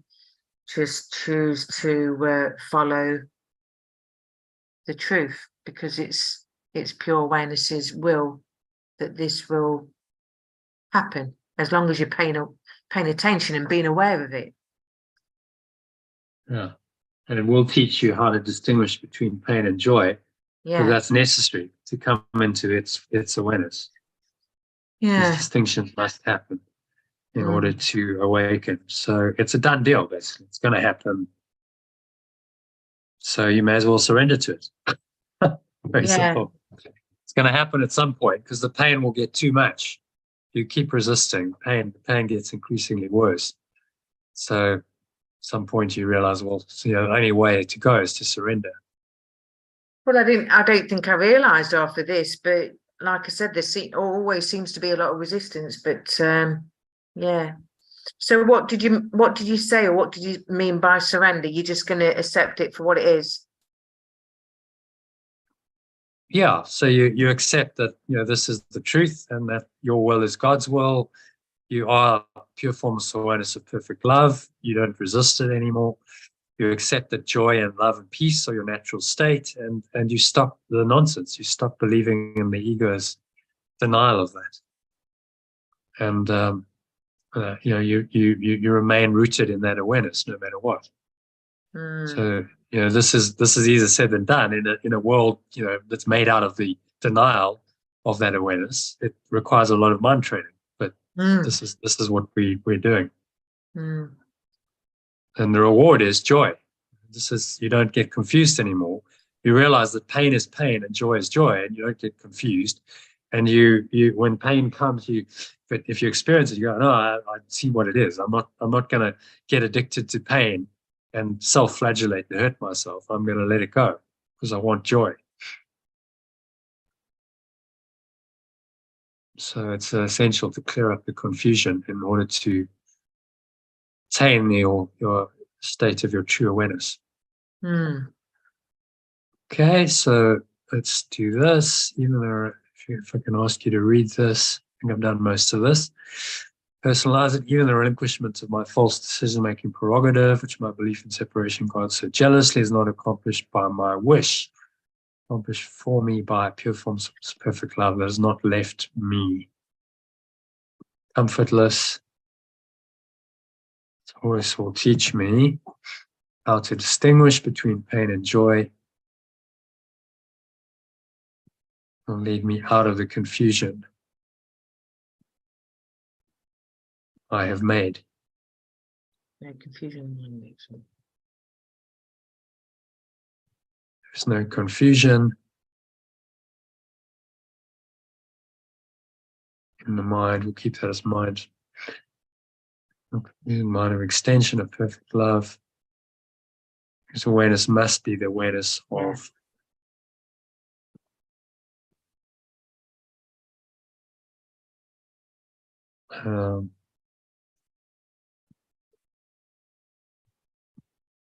no confusion in my mind as an extension of perfect love.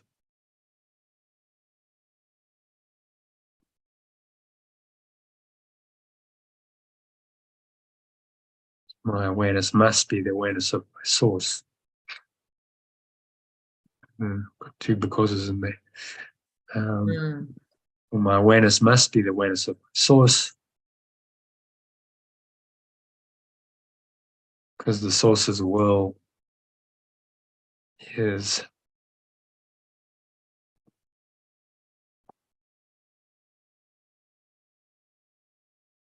because my source's will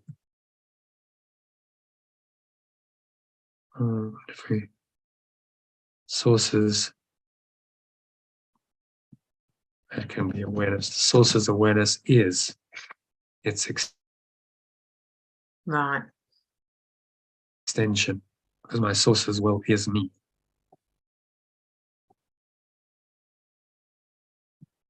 Okay, just read that from the top. Make sure you're happy with that.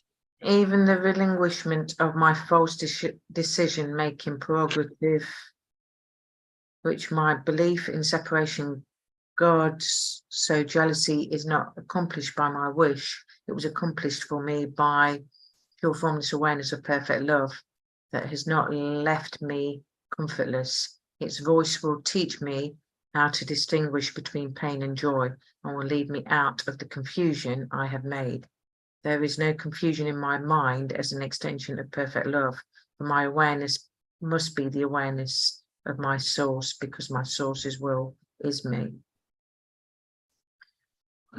My source's will is awareness for my is me. source's awareness is Me.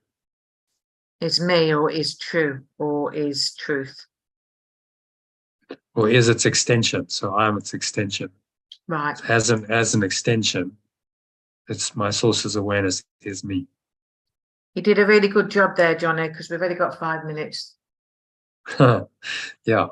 Okay. We should be able to finish. So even the relinquishment. Do you want to read it slowly? All right.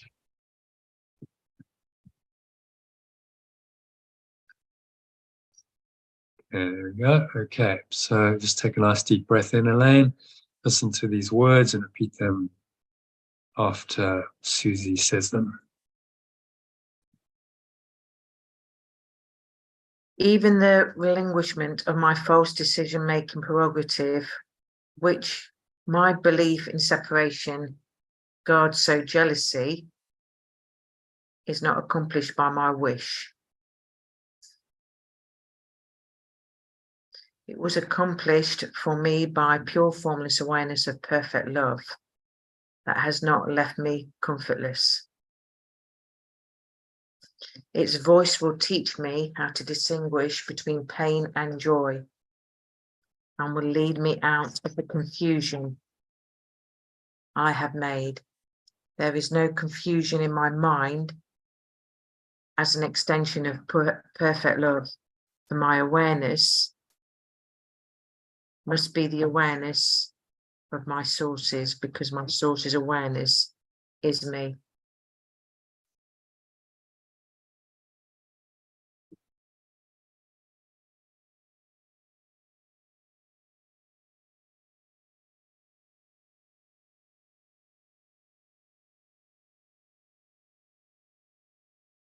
Yeah, and so it is.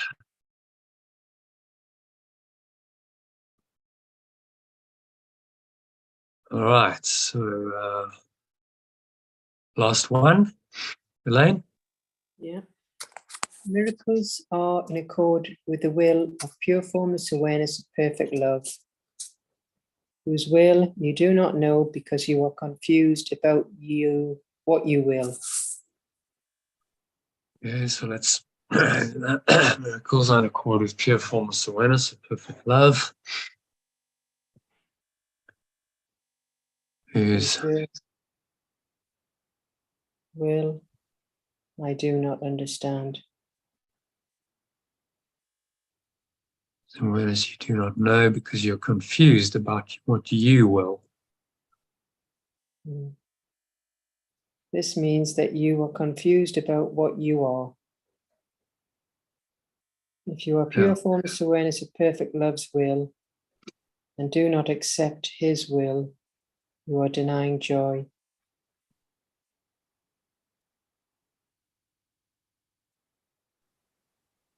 Your perfect loves.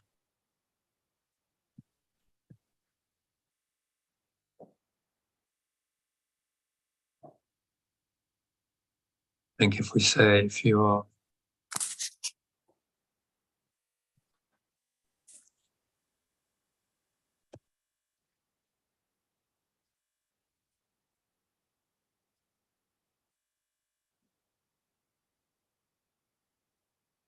formless awareness of perfect love, and do not accept It's its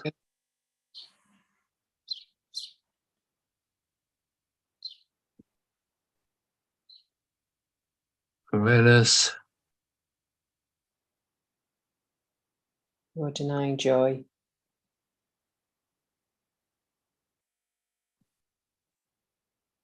yeah. The miracle is therefore a lesson in what joy is. Being a lesson in sharing, it is a lesson in love, which is joy. Every miracle is thus a lesson in truth. And by offering truth, you are learning the difference between pain and joy.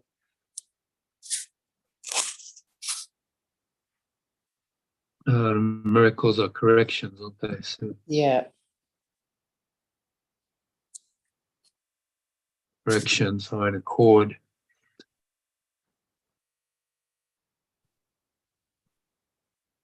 With every correction.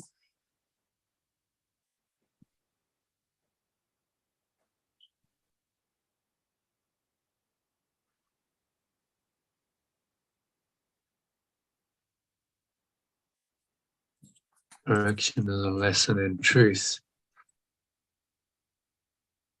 By offering truth, you're learning the difference between pain and joy. Okay, let's just make sure we're good with that. So corrections on accord with pure formless awareness of perfect love is awareness. You do not know because you're confused about what you will. This means that you're confused about what you are. Okay? Fair enough. If you're pure formless awareness of perfect love, do not accept its awareness. This awareness, you're denying joy.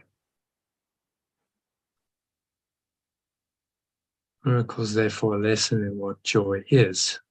Correction. Instead of the correction, maybe corrections.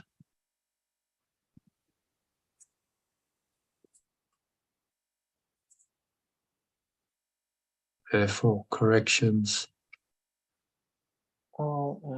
Lesson in what joy is. Yeah. Are a lesson in what joy is.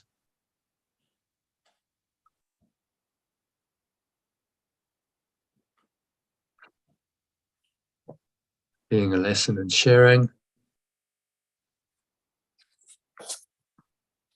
This is a lesson in love. Being a lesson in sharing.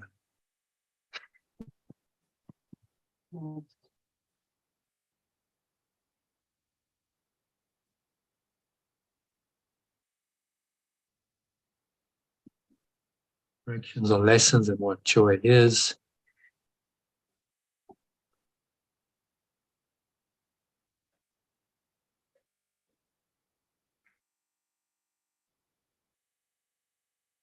In lessons in sharing, there are lessons in love.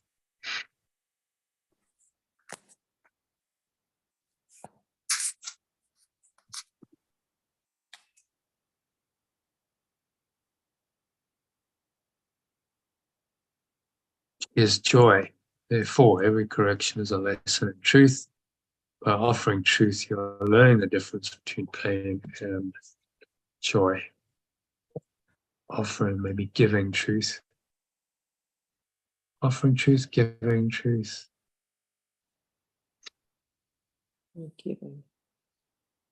What do you think? Giving or offering? Giving. Giving Either truth. or. Yeah, giving. You're learning the difference between pain and joy. Okay?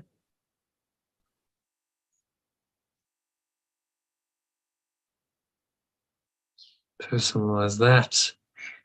So corrections are in accord with Pure formless awareness. your formless awareness of perfect love. Use awareness you do not know because you're confused. Okay? Yeah. Use awareness I do not do know not know. Yeah. Because I am confused about what I will. This means that I am confused about what I am.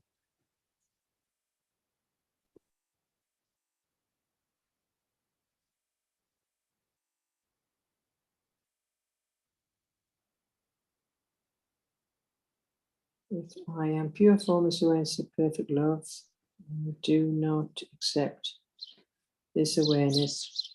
I am denying joy. Therefore, corrections are lessons in what joy is. Being lessons and I in sharing. myself. And I myself, joy. Mhm. Therefore, corrections are lessons in what joy is. Being lessons in sharing, they are lessons in love, which is joy. Therefore, every correction is a lesson in truth, and by giving truth, you are learning the difference between pain and joy.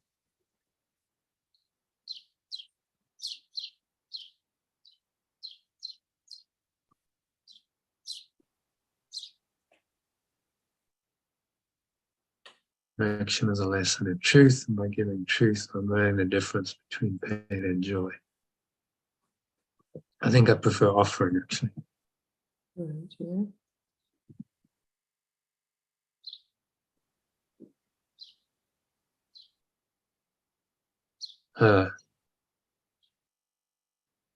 I think we should change it by giving love. Mm-hmm. Truth is love, so by giving love, makes more sense, doesn't it? I'm learning the difference between pain and joy. Yeah.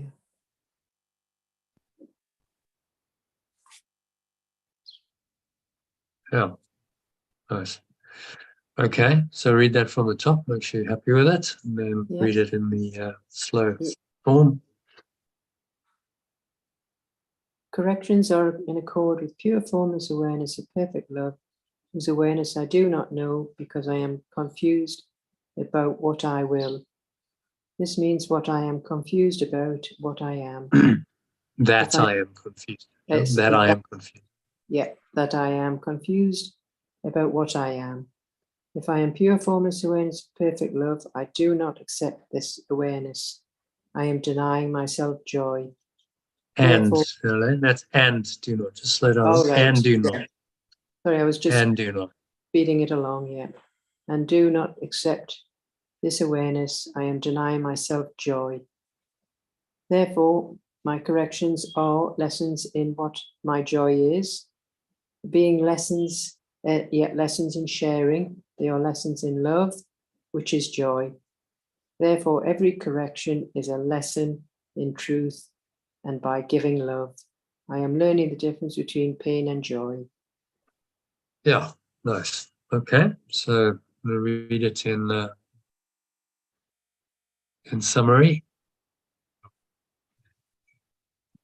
So let's record. Okay, there we go. Okay, so just take a nice deep breath in, Susie. Allow these words to come in, drop into your awareness, and say them aloud after Elaine in the pauses that she leaves. Okay, so take it away, Elaine. Corrections are in accord with pure, formless awareness of perfect love, whose awareness I do not know because I am confused about what I will. This means that I am confused about what I am. If I am pure, formless awareness of perfect love and do not accept this awareness, I am denying myself joy. Therefore, my corrections are lessons in what my joy is.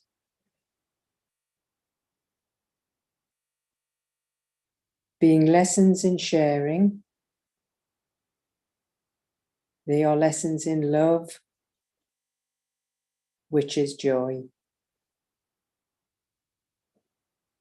Therefore, every correction is a lesson in truth. And by giving love, I am learning the difference between pain and joy. And so it is. So it is. Okay. Change that. So let's just go back here. I'm going to just skip this one, personalizing this one. So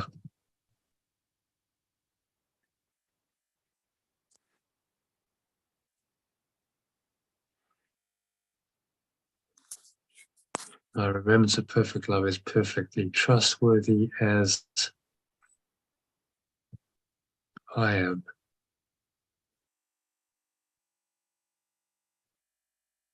Also, remembrance of perfect love itself trusts me.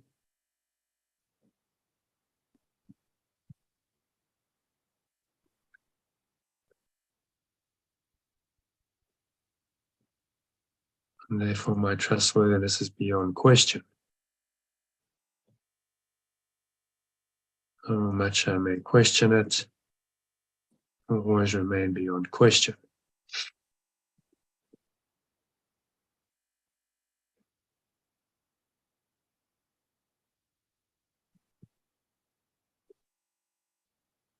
I am the pure form of source, perfect love.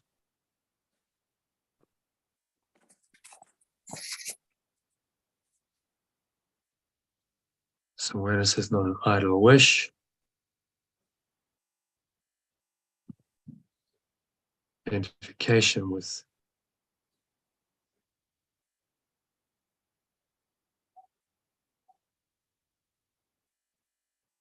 so awareness is not optional, since it is what I am.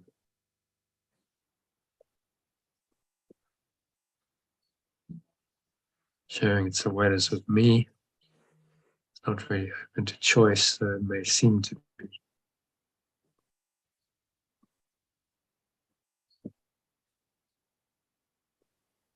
Really open to my choice, though it may seem to be. All separation lies in this error.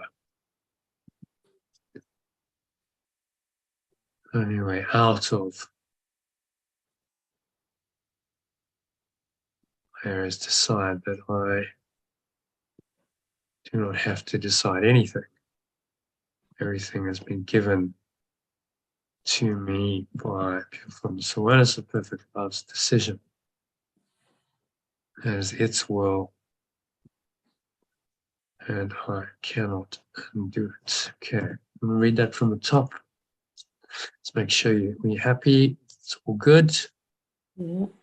My remembrance of perfect love is perfectly trustworthy as I am. Pure formless awareness of perfect love itself trusts me, and therefore my trustworthiness is beyond question. However much I may question it, it will always remain beyond question. I am the pure formless awareness of perfect love.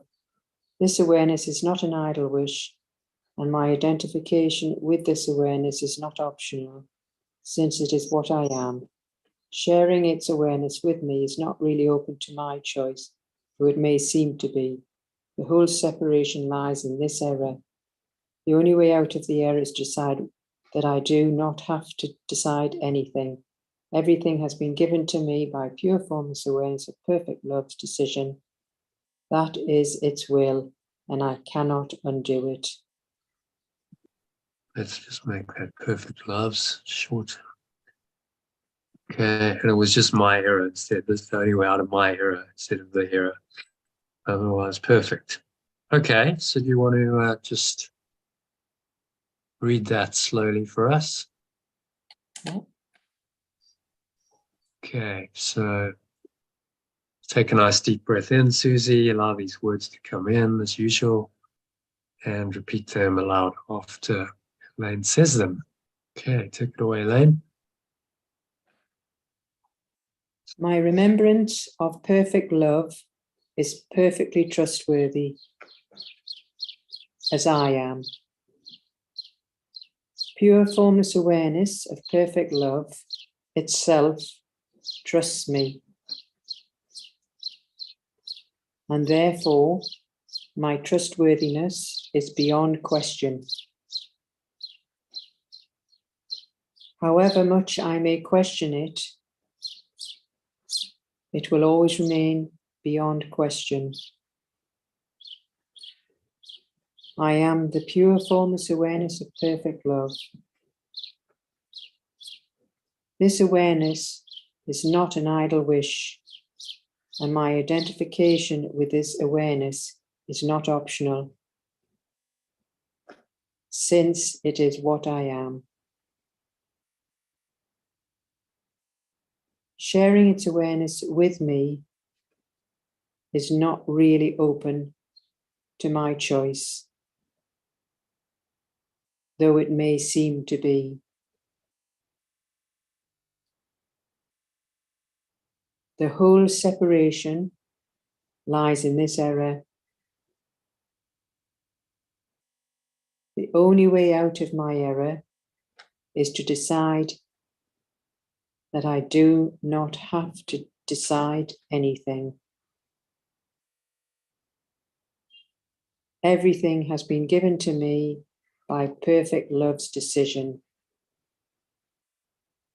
That is its will, and I cannot undo it. And so it is. Yeah, all read. Okay, so I think that's the section done. So thank you, everyone. Yeah, thank I you. think I need to go now. That's the cue. Yeah. So I'll see you tomorrow. See you tomorrow. Bye. Thank you. Bye. Bye.